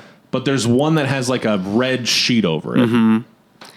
And Christine goes over to that, and then she pulls it off, and she's like, "It's you." And then Sean, like, pistol whips her, basically. Well, first the photo is David and Allison in bed Oh together. yeah, they did show. Okay, I can't remember Yes. if they showed it clearly or not at first. But yeah, it's David. It's his brother David and his wife sleeping together, and she has her hand up, like, "Don't take my picture." So I was like, "Who's taking this picture?" Yeah, it does feel like a photo. It looks like she got caught in the act. Someone took it. Yeah, But anyway, so Christine gets pistol whipped, and then he like beats her on the ground too. Yeah. I think it's implied that he kills her. yeah. It looks You brutal. think she's dead? It's pretty rough. Like, he's going at it really hard, But again, going back to that photo, who took that photo and how did it get to him? Like, that's a weird plot hole in this movie. Like, I don't quite understand this. Yeah, I mean, if she didn't look caught, if it was just in bed together, I wouldn't have questioned it. Yeah. I would just be like, oh, it's like a sneaky hidden camera or something. Yeah. This is where I pointed out that the original Hellraiser was also about two siblings, and one of them was sleeping with the other one's wife. Good point. So that's kind of a fun little callback. Yeah. I'm sure that was intentional. Yeah, I think so. David shows up, comes in the room. Yeah. Now there's metal blaring from like a little boom box, and Sean holds him at gunpoint and Yeah. says that there's no backup coming. Yeah, he says there's no backup coming. You don't like Slayer? What's wrong with you? Why don't you like Slayer? And he's like, Dave's like, I like, I'm a Megadeth guy. He's like, that's not what? Megadeth? That's not even a thing. That's not even a thing compared to, like, okay, we're not going to talk about this anymore. He's like, anyways, get over there with my wife. Get over there with my wife right now. So there's sort of like a how'd you figure it out? And we see that he Googled that only God can judge me quote, finds out it's from Ecclesiastes, Yeah. which translates to teacher or preceptor. Yeah. Boom. That's the research he was doing while she was gone. He Googled the thing his brother says all the time. I feel like that could have been a lot faster, and I don't know. He didn't want to believe it was his brother. He was looking out for him. Yeah. I get it. I guess so. So Allison shows up in the room, Yeah. and she's like, Sean, what are you doing? And then he makes them stand together. This was my big plot hole. Yeah. She crawled under that car jack. She shows up to the dress she's supposed to be at. Yeah. Sees a car jacked, like the gates lifted like 2 feet off the ground, like in Silence of the Lambs. She crawls under that and explores this abandoned building to find this lair. Just to find her husband. It doesn't make any sense. I wouldn't have climbed through there. No, I'm like, let's call the cops. I don't even like going to, if I'm like going to someone's address I've never been to before. Yeah. I like to say, hey, I'm outside. Right. I don't like to knock at the door. No. It makes me nervous. Yeah. I would not crawl under there. No. Unless someone texts you like, hey, it's in the back, make sure to crawl under the gate. Guys, if we've learned anything from this movie, don't go knocking on houses. That leads you to Hellraiser houses, usually. Yeah. Just text the person like, hey, I'm here. Let them know. That's what I do on Halloween. Every house I go to, I just say, Yeah. trick or treat, question mark. Then I get like a thumbs up. I'm like, great, candy. Nice. Yes? What? Oh, you said candy. I thought, okay. Never mind. Yeah. I threw you. So we find out this was uncool. Allison cheated on Sean with David 2 weeks after he went for tour. No. Different guy. Oh, no, well, okay, she cheated on Sean 2 weeks after he left for tour. Yes. Either way, So bad. there's been multiple cheatings. Yes. He quotes the Bible and says that guy he burned alive in his own car. He says Yes. he ripped off his eyelids, right? Something like Eyebrows? that, yeah. And burned him alive in his own car. Which I was like, that's extreme. But also, like, He's a murderer. it doesn't. This whole thing just doesn't make a lot of sense to me because it's just like I killed people who broke the 10 Commandments. So like, you don't know most of these people. Like the kids with the petty theft, you cut their hands off. Like that doesn't make you pull out their eyes and their teeth, which eye for an eye, tooth for tooth has nothing to do with the 10 Commandments or theft or whatever. That was like just a general law at the time, Right. It also, like, you're telling me you murdered kids for petty theft. Also, who else did you murder? Did you happen to know all these people? Who was Crystal to you? Because he says at one point, he's like, I used to date a girl named Crystal a long time ago. Oh, yeah. But I was like, I don't think this is the same Crystal. Yeah, I mean, it might have been. I don't know. Because it could go either way. It depends on how much credit we want to give the movie. But also, it becomes that thing of like, the movie's not saying he's a good serial killer. The movie's not justifying his motives. I'm not saying they're justifying it. I'm just saying I don't feel like you and I were talking about this at one point. I don't think the idea for him to be the killer was the original idea. I feel like it was going to be somebody else or something else. There's just some choices of like, would he have gone to that hell house alone for no reason? Yeah. Unless he was trying to clear his name of unless he was trying to figure out how close are we getting to capturing me, you know? Maybe, but like you even said, like why is he so intent on chasing this person, the Preceptor, down if he is the Preceptor? Right. Like why if anything, he should be trying to like, actually, let's not do this. I guess it's like, why would he go to the house that Carl was trying to go to? Yeah. Because like, is it because Carl's like a loose end? Maybe. Was Carl related to his killings? I guess not. No. Maybe it's because he's like, hey, I'm out here killing people, and now this guy Carl is killing people, or this guy's killing Carl too. Like, who's this? Yeah. I don't know. And I understand, like, it's not, you don't have to try to make logic for crazy people. Crazy people have their own logic. Right. It doesn't make sense. But I'm just saying, from a movie standpoint, I'm like, this should make some sense, and it doesn't really. I do like the idea of like a killer is now being tormented by supernatural killers. Yes. Like, that's a fun take on this. Yeah. But we kind of saw that in the last movie. Nico. Nico's not a serial killer. I think he killed someone in the heat of the moment and then gets punished for it. Oh, no, I think he would have continued killing if he had his choice. You think so? Yeah. I didn't think he was a serial killer. I felt like he was a sociopath. I felt like he was definitely a sociopath. Because he killed that one woman and he seemed like he was like, maybe I'll do this again. I'm not. But I think that's the first person he ever killed. Yeah, I definitely think it's the first person. I'm just saying, he shot his friend's dad later on. But I think that's after the... Emma. That's the sister's name. I couldn't remember her name earlier. Oh, yeah. I think if things just went... If it was like there was no supernatural element, I think he would have hit out forever. I don't think he would have been like a serial killer. Oh, really? I think it would have been serial killer. I didn't get that read. Yeah. Well, that's where we're going to have to fight after this. I don't think it... Yeah, you're going down. Watch out, just bro. like your shirt. Hope you like your alleyway, because it's going to be painted with you. Whoa. Sorry, that was too intense. I'm sorry. I hope you like your alleyway because it's going to be painted with you. Yeah. Then it's going to be different. Yeah. If I like my alleyway, that's bad news. Yeah, I know. So you hope I like it so that I'll be disappointed when it's Yes. different? Oh, okay. That's a layered insult. Yeah. You're And welcome. I did not appreciate it. You want me to typewrite it out for you? So David and Allison are now in trouble, and Goliath is also there. Goliath is the dog Goliath from limitation. Yeah. The dog from Davy and Goliath. Yeah. What's going on here, Davy? He's Well, the Bible verses, it's relevant. yeah. So Sean makes David and Allison sit facing each other on the floor. Yeah. And they both have to hold, they both have to hold the box together. Yeah. He says, open it together. Mm-hmm. We're back to this shit. They Yeah. just kind of rub it a little together and it Yeah. opens. Pinhead shows up. It's Cenobite world now. He is mad because he's like, why does David still have his shirt on? Yeah. And Sean's like, what? I'm sorry, what? He's like, his shirt is still on, but you open the box? That's a He no-go can't for open me. the box with a shirt on. That's boring. Now, Allison says, what is this? And Sean says, judgment. Yeah. Which is like, hey, name of the movie. Mm-hmm. You were right. It is relevant. Yep. Same with Deader. It's relevant. So It's always relevant. But So Sean is like, he's insisting like, I'm doing this to make a deal with you. The two of them for me. yeah. You get both of them.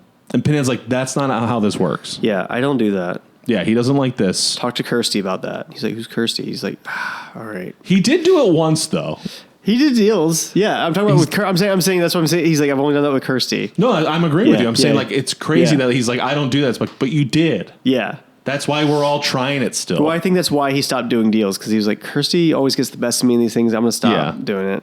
It's like a Bed Bath & Beyond coupon. They're like, he's like, we don't take those anymore. It's like, but hey, you took it before. Yeah. Anyway, Sean tries to solve the puzzle box again, Right. which I thought was like an interesting move. Yeah. And Well, I then- mean, like we've seen in the past, if you solve the box right, he goes away. So. Or if you do it backwards. Yeah. Right. So then they hook his hands. Yep. His hands get pulled apart. Classic maneuver. They say, you will be reborn to an eternity of agony. Mm-hmm. I wrote down, I think the Pinhead dialogue is really good in this one. Yeah. He speaks the right amount. I like this Pinhead. He does not speak much, but when he does speak, he is good. Yeah. It's like, all right, this is good stuff here.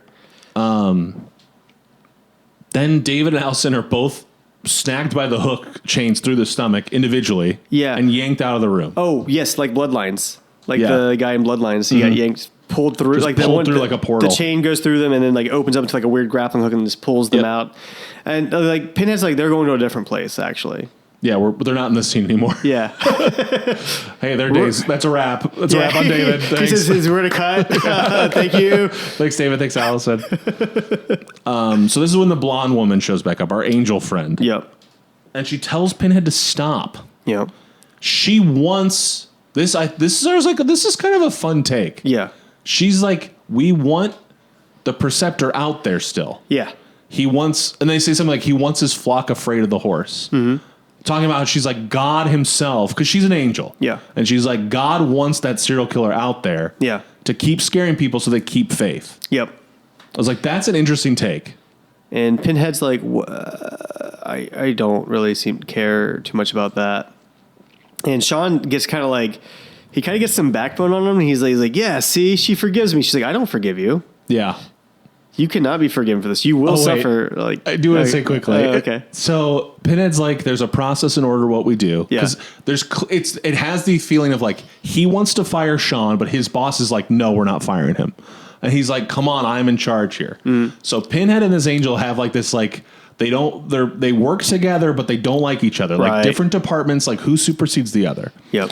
So when the hooks get removed from Sean, when they're going to let him go, he grabs his gun and draws it at Pinhead, which, again, I always find that funny.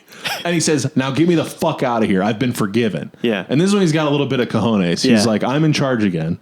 And this is when she's like, you're not forgiven. You're a murderer. Yeah. Like, you're going to pay for your actions someday. Right. And it's sort of like, you're going to belong to them eventually. Yes. And I was like, this is cool. Yeah. Because he's like, good, I'm free. And they're like, no. Like, eventually you're going back with them. Right.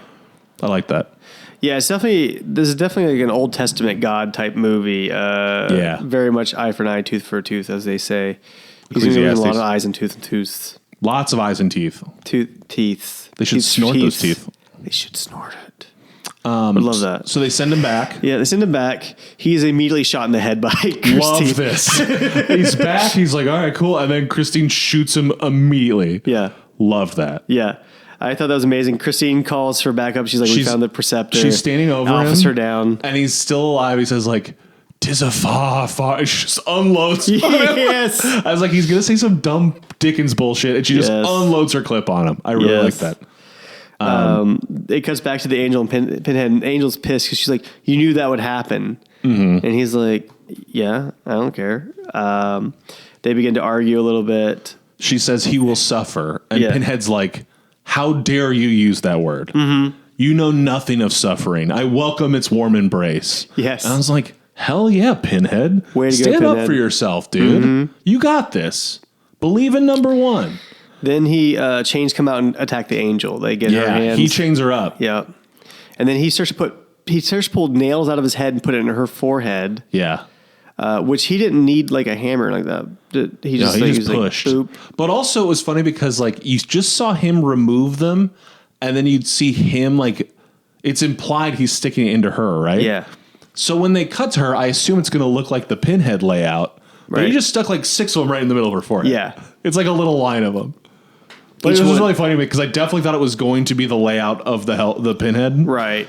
The look. Each one he does though, he goes boop. He goes boop. Squish. Lots of squelching, I wrote. A lot of squelching sounds. Yeah, lots of squelching. So he says, so then Hook's like grab her face too. Mm-hmm. He says, here endeth the lesson, which was like cool. Yeah. She says, Jesus wept. Yeah. Classic. Starts to laugh. The chains rip her face in two, revealing her bloody skull. Yeah. Which like, that's cool. That was a cool thing, but also like I was like, this doesn't make sense because it seems like it would rip her whole. Because like in the past, it's ripped whole heads apart, but this one is the skin. But at the same time, like they're clearly hooked into like the skin of your cheek. Yeah, I don't think it would rip your. I think it would rip off your skull. I guess I can't speak to it. I've never seen it, but play it in slow mo real quick. Yeah, check the replay. We're just like full bias. Now you see here, right? What should have. Yeah, if you look right here, that's actually an offensive infraction. You can't be grabbing the skin like that. Butterball's just like nodding. He's like that's absolutely right there. Back That's to you, what Chatterer. That's the sideline reporter. I do think it would, I guess, because it's just in her cheeks. if you rip the cheeks off, I feel like the skin would tear. Yeah. I don't think it would just rip all of the skin off your skull. Yeah, I don't think so. But I don't think it would just rip your head off.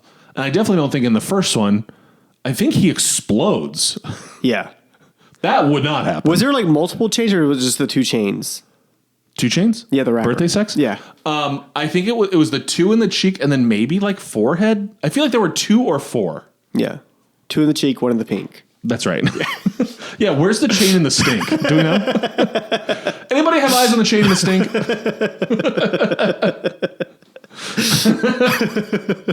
It's like, you remember in Idiocracy when they would like check everyone's health with like 3 little plugs? No. Did you ever see Idiocracy? Yeah, a long time ago. There's that gag, I think it's Justin Long plays like the doctor.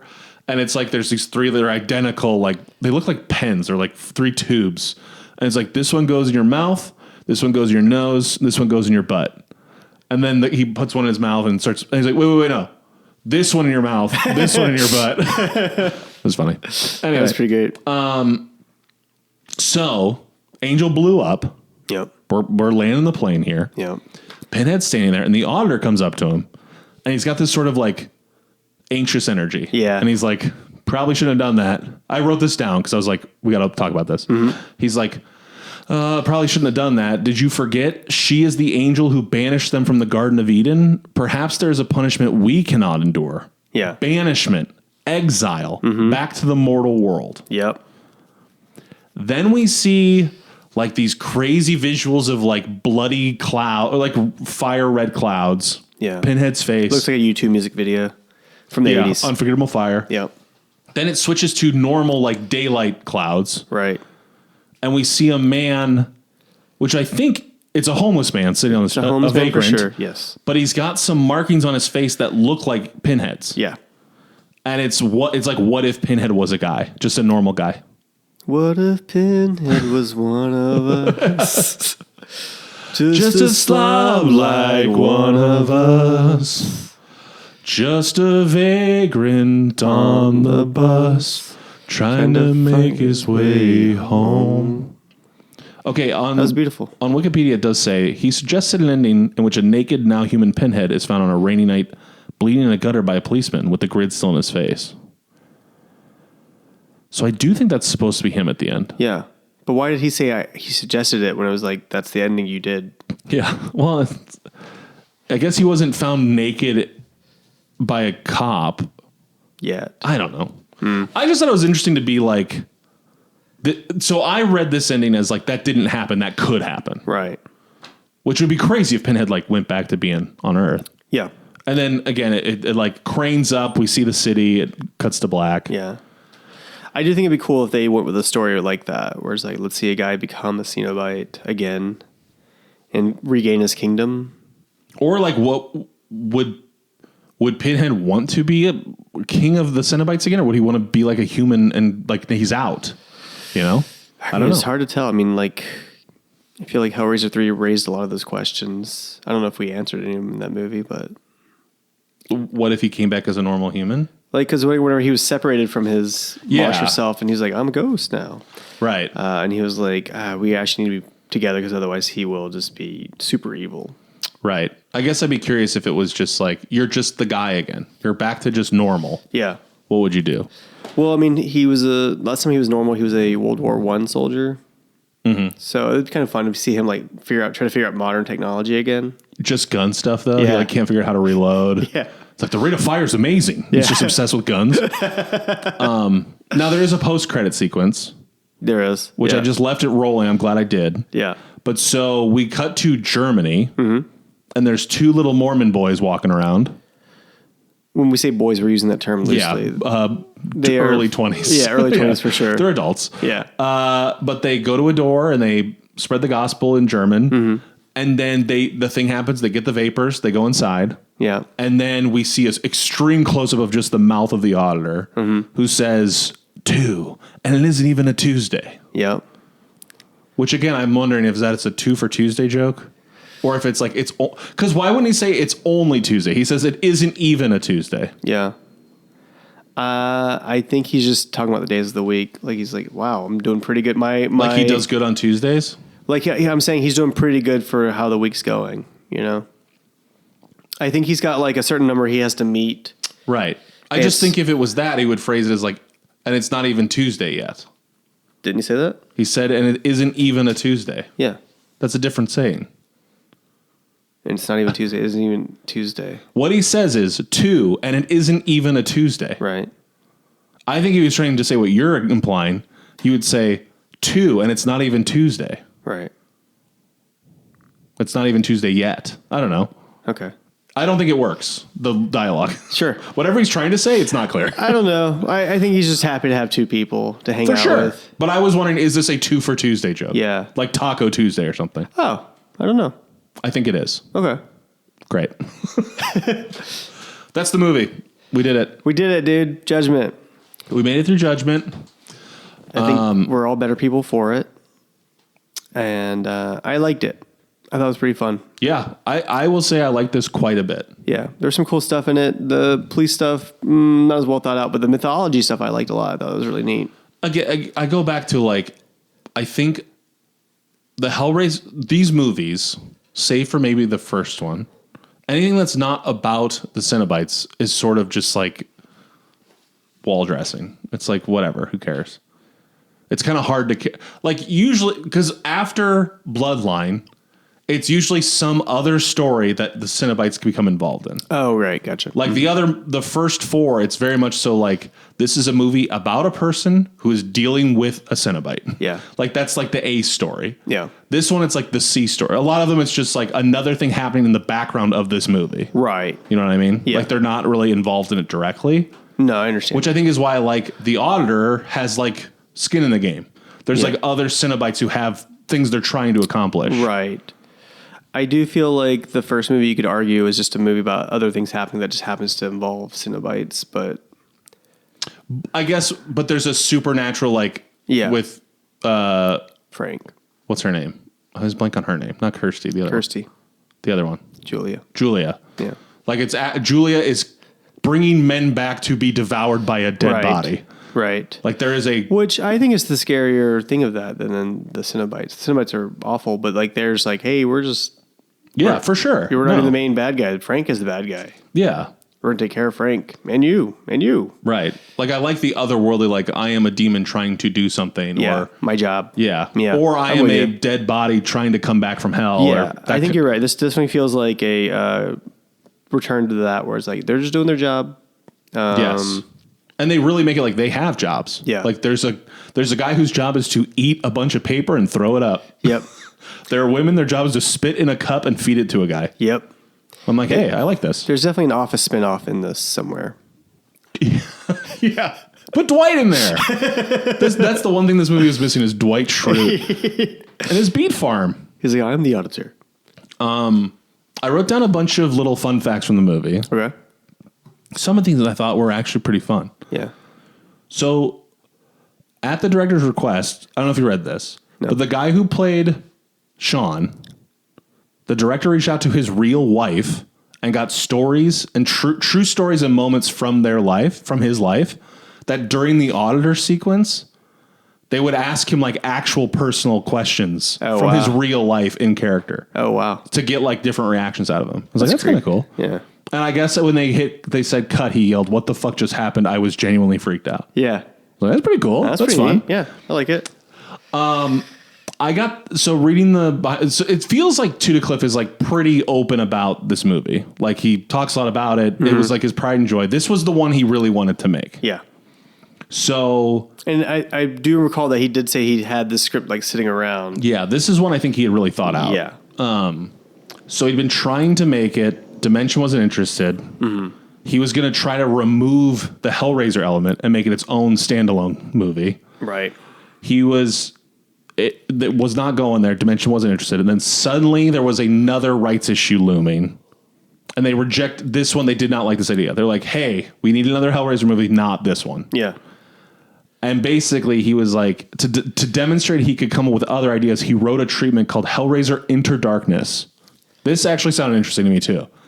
A more traditional sequel where psychiatric hospital interns are studying patients with shared experiences of the lament configuration. Huh.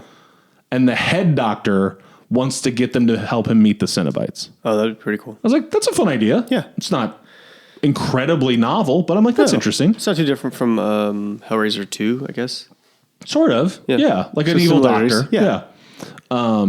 So he wrote that idea and then says the studio preferred that, but he insisted on making Judgment. So Dimension basically said, you can write Judgment beyond a treatment, like write the full script. And if we like it, you will make Enter Darkness without getting paid. I guess paid as like for a new script or whatever. Wow. But they liked it. Yeah. They greenlit it, but they did suggest adding the new detective and some other notes, I think. Sure.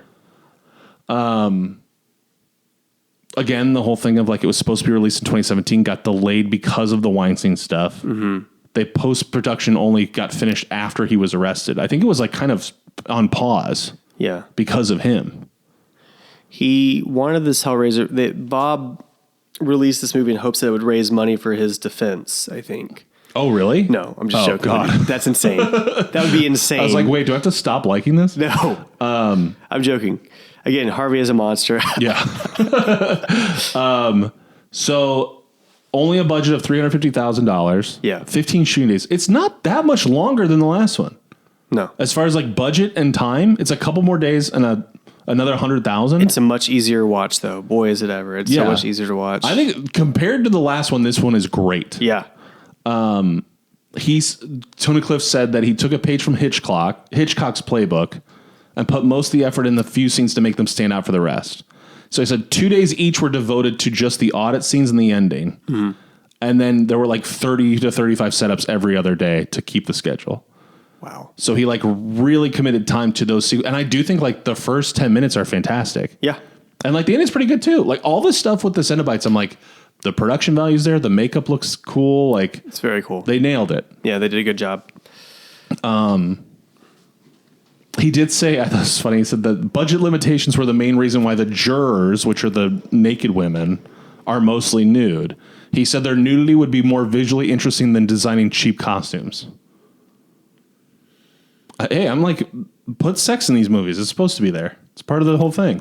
Pain I and just pleasure. didn't feel like those were sexy. I just felt like more like this is disturbing. But I guess it was like, what are you going to do for another creepy costume? They did do a lot of creepy costumes. yeah, I was going to make a joke about the fact that like each job that they showed, like the person became less dressed. So it was like the auditor, full suit, the assessor, he lost his shirt. Sport coat. The jurors, no clothes. I'm sorry. When the cenobites go to work, there's this idea where it's like, look in the mirror before you leave the house and take off one thing. Yeah, And it's actually like a minimal, like it looks a little better. I like it. So what was his name? The assessor. He looked in the mirror and said, shirt, gotta go. Yeah. Everything else stays. Pinhead's like, one nail and pulls it out. Yeah. Just the one under the ear. Mm-hmm. So I also read that the sex scene between Sean and Allison, his wife, was more intense, cutting back and forth between like his view of Allison and then like the Cenobites, that view. Yeah. But he wrote, Allison was also supposed to perform oral sex on Sean, but when he looks down at her, he sees his brother smiling at him. Ew. Which would be crazy. So insane. So insane. Well, I'm glad they cut that. Yeah, me too. That would have been wild. No, thank you. So this is 2018. We're in like the modern era. This is recent. Yeah. Not even 10 years ago. No? So here's the movies that were out in 2018. Okay. Well, yeah, horror is banging right now. Yeah. Look, this is a long list, so strap in. Okay. I'm just going to rifle them all off. Annihilation, Bird Box, Day of the Dead, Bloodline. Thought that was interesting because it also was Bloodline. Right. Escape Room, The First Purge, Goosebumps 2, Halloween, the David Gordon Green first one, Like Hellfest, Hell House LLC 2, Hereditary. They did a sequel to Hell House LLC. I think there are 3 of them, 3 or 4 of them. Wow. Insidious, The Last Key, Leprechaun Returns, the reboot of Leprechaun. Yeah, that was bad. Never saw it. Looked bad. Mandy, Nick Cage. Yeah. Mom and Dad, Nick Cage. Yep. The Nun, Possum, The Predator, Nick bad. Cage. Puppet Master, The Littlest Reich. That was a good one. I never watched it, but I heard it was really gory. Yeah. It was like a whole reboot. It was awesome. Thomas Lennon was in it? Yeah. Yep. Strangers Pray at Night, Summer of '84, the Suspiria remake, Truth or Dare, and Unfriended Dark Web. A lot of sequels. Yeah. A lot of sequels, a lot of reboots, remakes. A lot of cool stuff. A lot of the stuff was not released in theaters, though. Unlike now, where we're having like some weird horror renaissance, where a lot of horror movies getting released in theaters. I think basically from this on, like this is like I feel especially with like Hereditary, sort of the start of like, oh yeah, horror is not that expensive and it's starting to make its money back pretty easily. Yeah, and based like around here and forward, there's just always kind of been a like there's a handful of Blumhouse movies in here. Oh yeah, like that's really like popping off, like cheap horror movies. Right, they make their budget back no problem. Yeah. In theaters, I looked up what was in theaters this week, just out of curiosity. Black Panther dropped, crushing box office. We got Peter Rabbit. Never saw it, but I remember he intentionally gives someone allergies, and people were mad about that. There's a scene where I think he like gives someone a peanut butter sandwich or something. He tries to set off someone's allergies. That's funny. And people were like, "That's not cool." When you said that he was Peter giving people Rabbit." allergies, I was like, how? They're allergic to rabbits. He's giving it to them. 50 Shades Freed, the third 50 Shades of Grey. Thank God, yeah. Crazy. I forgot there were 3, honestly. Yeah. Jumanji, the reboot of Jumanji, Welcome to the Jungle. Saw that. I did too. The 1517 to Paris. Never saw that. Don't know what that is. It was a Clint Eastwood action thriller. Okay. You don't know that movie? Mm-mm. It was about a real train in Europe, in Paris, that was like hijacked by terrorists, and innocent people stopped it. Some like younger guys. I think they were American. Nice. But what's crazy is the movie, they cast the real guys. Oh. The people who actually thwarted the attack are the actors playing themselves in the movie. That's pretty cool. Yeah, Clint Eastwood directed. Huh. Never saw it. Nope. And The Greatest Showman. Never saw that either, but it was out. What is it? The Greatest Showman, that musical. Oh, by the Ringling guy? Mm-hmm. Hugh Jackman. Yeah. People like it. Yeah. Why not? People like it. People like musicals. How do you feel about musicals? I like them. I don't seek them out. Yeah. I'm not like a musical head, but the ones I like, I really like. I think Fiddler on the Roof is the only musical I really enjoy, and the rest of them we could go either way. I don't really Interesting. That's the only one you like? care. Yeah. Which ones do you not like? And why do you like Fiddler?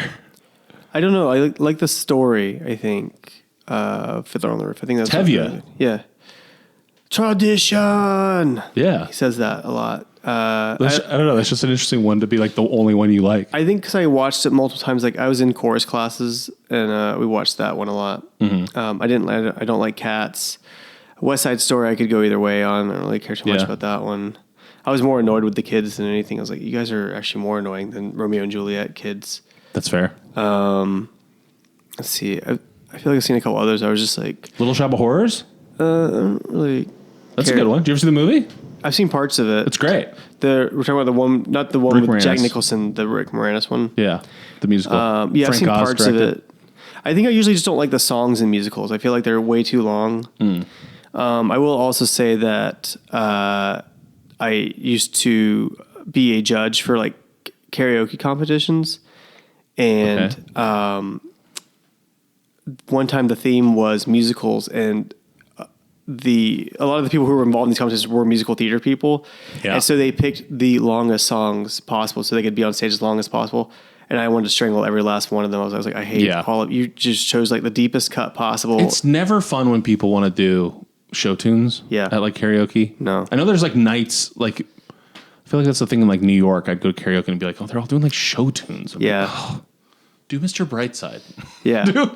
do like, Oasis. It's the like Good Nights is a very famous karaoke bar here in LA. It's in North Hollywood. I've been there. And there's a lot of musical theater people who show up there. And some of them will just do like Green Day or Blink-182. And you're like, that's fun. Or like some like pop song. But then there will always be at least two of them that are like, let me do a song from a music. I'm like, please don't do this. And it's gotta like, if it's a Disney movie, sure. If you're doing like I'll Make a Man Out of You, fine. Yeah. But like some of these like sort of deep cuts, like like it's from the Music Man. I'm like, part of the fun of a karaoke night is like knowing the song. Yeah. I think when you don't know it, it does kind of like, it's like, do you want to hear a song you've never heard, but also like a worse version of it? Yeah. That's not the play. You're like, they'll regret keeping me from getting to that spot because I'm going to do it here and at the this thing karaoke too is, bar. with show tunes, like some of them are well known, but it's like not everyone knows them. Right. You know? Yeah. Like even like, I saw Wicked when the movie came out and I was like, I don't know.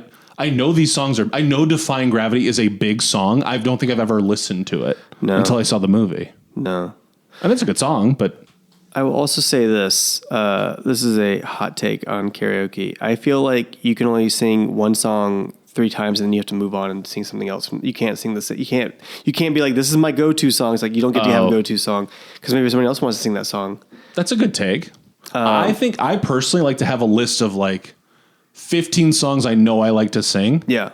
And then just feel the vibe of the room. Yeah. And be like, are any of these feeling like the move tonight? I like singing in excess at karaoke. I think that's fun. Which song? Need You Tonight, What You Need. Just any in excess. Yeah, any in excess I'm pretty okay with. My wife loves Duran Duran. She thinks that's fun to sing along to. I will do the Toadies. That's pretty fun. Nice. Possum Kingdom. Right. Yeah. That's the only song I know by them, so I figured it was They that have a one. couple others. Sometimes if I'm really lucky, they'll have some Guided by Voices on there. I'm like, oh yeah, let's do Guided by Voices. That's pretty fun. Oh, what am I wearing? Okay, sorry. Okay, to be fair, my argument was like, don't do show tunes because like people don't really know. You're like, I like to do like a Toady song that's not Pasakino. Oh no, I like to do Possum Kingdom. Right. Yeah. But they do have like one other song on there that's kind of like one of the things. Yeah. But yeah. I would say the majority of people in my life might know that song if you were like, you know, the one that goes like this. Yeah. I'd say maybe 10 people in my life know the song is called Possum Kingdom by the band Toadies. Yeah. I do think that's fun. I like it. One time I tried to do a Portishead song. Boy, that could go real bad. No show tunes, just Portishead and Guided by I'm not Voices. saying, at least their songs are short. That's what I'm saying. I'll give you Guided by Voices, they are short. Their songs are like 2 minutes long. I did get some like looks from people, but I was like, I don't care. Because like, here's the thing. You keep saying songs that people know. Yeah. When people do Taylor Swift songs, I honestly don't know that that's a Taylor Swift song most of the time. But everyone else does. Everybody else or most people? Everyone but you does. Yeah. And see, that's the thing is like, if we're just judging it based on like, does everybody know the song, then they still fail. Because I'm like, I still don't know that song. The amount of people that know Love Story by Taylor Swift and the more amount of people that know Portishead is a different vibe of the room. I know. And I realized I had to stop doing Portishead because I'm not doing them credit. I'm not giving them. Yeah, that's the problem. That's the problem. I'm a humongous music head, and you know this. Yeah. I can't tell you a single Portishead song. Do you want to listen to some now? I've heard them, but I couldn't tell you the name of a song. Oh man, we got to fix that. Well, I don't know that we could. I also don't know any Katy Perry. Somebody like listened to a bunch of Katy Perry songs off to me yesterday. I was like, don't know a single one of those songs. I'm sorry. You knew Firework. We talked about it last episode. I only knew it because I read the title. I don't know the song. California Girls, I Kissed a Girl, Hot and Cold, Roar. No. There's 5 in I like don't know 8 seconds. I don't listen to it. I don't actively listen to it. I just don't know it. I don't know it. I'm sorry. You don't have to apologize. No, I feel bad. I've done humanity a disservice. And Look down the barrel and apologize to Katy Perry. Guys, as I said earlier, Katy Perry. I'm saying I was wrong, as you heard earlier, and that applies to this case too, Katy Perry. I'm sorry, and I'm sorry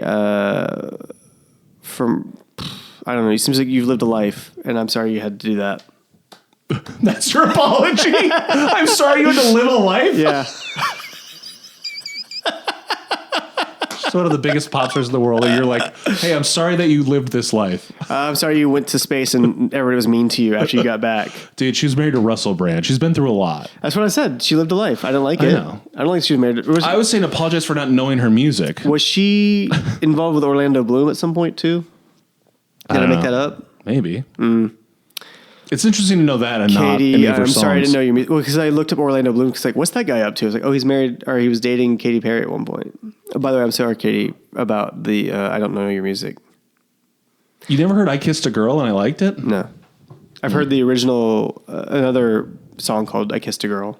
Who's it by? It was like a big song in the 90s. I don't remember. You're sure it's not Katy Perry's slightly later song? I swear it isn't. Okay. I believe you. No, I know. But I'm still going to look it up. Okay. And I'm sorry, Taylor, for not knowing your music. Do you care about this? Does she care about that? Probably not. She's doing all right. Yeah, she just got married at Madison Square Garden. No, at Radio City Music Hall. Did she? Mm-hmm. Oh, that's pretty good. Do you know who she's married to? Jill Sobule was the person who sang I Kissed a Girl in 95. Oh. So you know that song and not the Katy Perry massive hit? Yeah, because that one was on MTV all the time. Oh, okay. You just don't listen to the radio. Sometimes I do, but usually I am just listening to like 70s R&B that I missed out on. Or songs I already know. Going back to karaoke, I think the issue with show tunes too is that sometimes they are like kind of like pop songs inside of a musical, and sometimes they're like very long plot-based songs. Yeah. Like I don't really want to hear a song from like Les Mis. If you're going to sing something from like Annie, all right. That's like a 3-minute song. Yeah. It's just like a classic song. Newsies, sure, my favorite musical. Yeah. But like I go back to Wicked. I'm not dunking on Wicked, but when I watched Wicked, I was just like, man, these songs are like kind of long. They're not quite the like sing along songs I thought they were going to be. Yeah. I don't remember Newsies very well. The only thing I do remember from the Newsies, though, is that their friend gets beat up so bad that he can't walk straight anymore. Hang on. Crutchy was always on crutches. Was he? His name is Crutchy. Because at one point they call him the Gimp, and they're like, what? And then he comes like limping over to the window. I was like, he's got a bad leg. Yeah. But they do beat him up, but he did not get beaten to the point of being on crutches. He always had a crutch. Oh, okay. Maybe I just missed that part then. They bullied him for being on a crutch. Oh, okay. His name was Crutchy. Oh, I thought that was like a family name.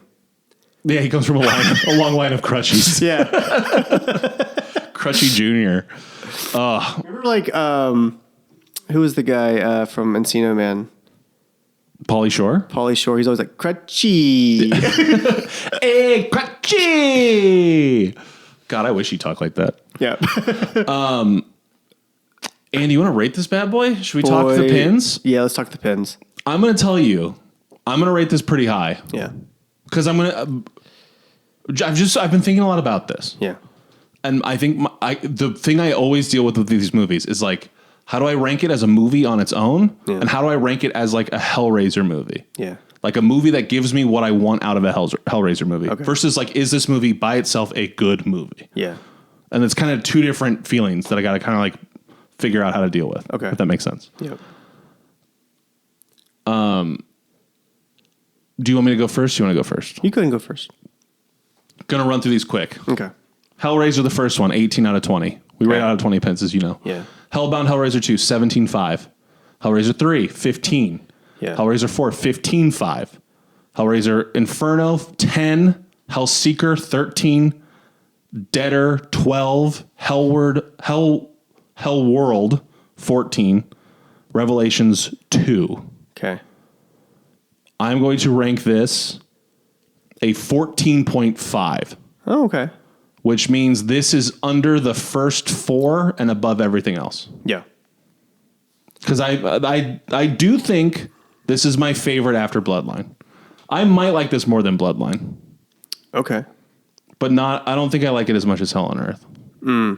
But I have those ranked opposite right now, which is why we need to re-rank at some point. We are going to be doing a ranking episode in case you guys were wondering. We have to. Rank it? Rank it and spank it. So I'm giving it a 14.5 out of 20. Mm-hmm. Andy, your rankings, Hellraiser, 19 out of 20. Yeah. Hellbound, 19.5. Yeah. Hellraiser 3, 15. Okay. Bloodline, 16. Okay. Inferno, 12. Yeah. Hellseeker, 13. Yeah. Deader, 13.5. Hellworld, 14. Revelations, 2. Okay. So out of 20 pins, how would you like to rank the 10th Hellraiser film, Hellraiser Judgment? I'm going to give it a 14. 14. That's solid. So that ties Hellworld for you. Yep. I like that. That sounds right. Again, the first like 10 minutes of this movie, pretty awesome. If they had been able to keep that going, which he admitted, he was like, I can't because I didn't got the budget for that. I think it would have been really cool. But the plot holes really like bother me, and it does feel like I was like, did you decide at the end of this movie like I don't have money for another actor to play the killer, so he's gonna have to be the killer here. Right. But other than that, like really cool stuff in this movie, so I really liked it. Going back to what I was saying, I do think whether the movie itself is better or not, I think the Cenobite stuff is the best since like the best of the movies. Yeah, I like that. Since 5, this is the best, or excuse me, since 4, this is the best use of actual Cenobites. Right. I'll give you that. For me, yeah. Mm-hmm. Yeah, I think it was really cool. I liked the lore and the mythology of it all. I liked the acting was pretty decent. Yeah. And I liked 6 and 7, it never seemed like it was daytime, even when it was daytime. They were always like in blue for some reason. And this movie at least had some juxtaposition of like, it's daylight, you know, it's not always happy, but at least there's daylight and there's also this. So it's like, there's two different types of, I guess, lighting to go through. Yeah. So I like it. And also just like, it's been a while since we've seen a movie that felt like this was made to be a Hellraiser movie. Yes. And the ones that were, it was like really slapdash. Mm-hmm. And it's like, we both liked Hellworld. Yeah. But I do think Hellworld, I'd probably like it the same if it wasn't a Hellraiser movie, because it barely is. You Yeah. could easily swap it for something else. Right. Where this has like so much lore, there's like time put into it, like these new characters, this new system of torture, and it's like kind of seductive again. You've got someone who's like the pain and punishment thing is there again. I don't know. I just found this much more interesting Yeah. and like otherworldly. And I felt like someone smart was at the helm for the first time in Somebody a while. who liked it. Yes. Thank God. Yeah. Somebody who wasn't like, I need a paycheck of some sort. Yes. And so I think this was cool.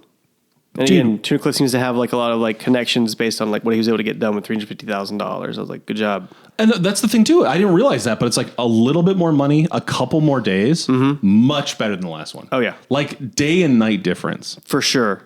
This movie, like I said before, it's like, I think this movie is worth watching. I think it's like a fun movie. Yeah, I would say not just day and night difference. I'd say like the difference between like looking at the dark ages and now. Like Yes. you're like, oh, technology came into play at some point. Very cool. It actually, the jump is crazy. Yeah. It's nuts. And also like, this one is a cheap direct-to-DVD movie that does not feel like a cheap direct-to-DVD No. movie. There are parts where you're like, yeah, I don't know any of these people, but the effects all look great. Like I said, this is the only one that actually grossed me out. No babies die off screen. No. I don't think any performance in this one I would go, that is bad. Yeah. There's somewhere you're like, they're not anything right home about. But it's one thing to be like a actor who can't carry much weight. Yeah. It's another thing to be like, that's like sinking the movie. Yeah. And the last we've had a few where I'm like, that's sinking the movie. Yeah. This is like pulling everyone else down, you know? But anyway, we only have one more left. I know. Only one more Hellraiser, guys. Can you believe it? We've almost gotten the whole, and I've seen this one. So I've seen the whole series now. Yeah. Do you feel good? Do you feel different? Kind of. Yeah. I've learned a lot. Yeah. I think I saw the ones I needed to see, but I'm glad I saw all of them. Don't get me wrong. Yeah. We talked about this, but I'm very curious to see it through the eyes of someone who now knows Right. all the lore and just kind of see. I think it'll be interesting. I'm curious to see, like, because it's been a while since I've seen the 2022 one. I saw it when it first came out, so it's been 4 years about. So now I'm like curious to see like how it's going to affect my ranking, because I see a lot of people when they do the rankings, they're like, "Oh, this is easily within the first two movies." Yeah. And I'm like, When I don't see the remember looking at letterbox that much. rankings, I always see it. It's usually third or fourth. yeah, And when I think where I have it in my head, it's about there. yeah, That, like, I wouldn't put it above the first one and maybe the second one. yeah, I think I'd probably put it third, going off Maybe. just like how I remember. maybe, But I'm curious to watch it again and then see. yeah, same. I also remember I think I only saw the first one and then I watched the reboot. And I remember like I don't know enough between like, is this a relaunch? Is this a full reboot? Are we ignoring the timeline? Like I don't know how these connect. Yeah, And I can't remember it either. So I'm curious. yeah. I think it's supposed to be a full reboot, but I can't remember. I do remember there's different configurations. There's like the pointy one, and Yeah. So I'm like, I don't know how they connect that in. Yeah, But even watching, I was like, I had no idea of like who made the box, why they made the box. Where now we know so much about Lamarchand and all that stuff. So I'm fascinated. I can't wait. I think it's gonna be fun. But you know what I hate? My little soapbox. Let me buy this movie. Let me own a physical Blu-ray of the new Hellraiser. They never released it on DVD. I think it's only on Hulu. Boo. Physical media, baby. Drives me 'Cause nuts. Some of the stuff on Hulu like goes away after a while. They're like, There was something. I don't have Netflix, and there was something I want to watch, and it's like, oh, it's a Netflix exclusive. It's just like, oh, it'll just like never come out. And that bothers me. Like, just eventually they should. But even let Netflix used to put stuff out. Like you can buy Daredevil. yeah, some stuff. Yeah, some stuff. But they like pick and choose. yeah, I wish they just give it like Killers of the Flower Moon is on Criterion. Yeah. that's a Apple Plus movie or whatever. But what do you do? But hey, Andy, it's been a Yep. pleasure. always Joey. Good seeing you, bud. Good to see you. Great handshake. Yep. I'm excited to see you next week for the final installment. Well, you'll be seeing me outside in the alleyway in a few minutes. That's so. right. You're going to ruin my alleyway that I like so much. God dang it. But hey, what a pleasure. Yeah, man. And See you next week. And then maybe next week we'll tease what we're going to do after this because we're running a Hellraiser to talk about. Oh yeah. Got to talk about some other shit. Yeah. All right, let's Hope get you the guys hell like out of here. Scorsese. We're doing the Flower Moon. It has Killer in it. All right, see you folks. See you next Bye, time. guys. Bye.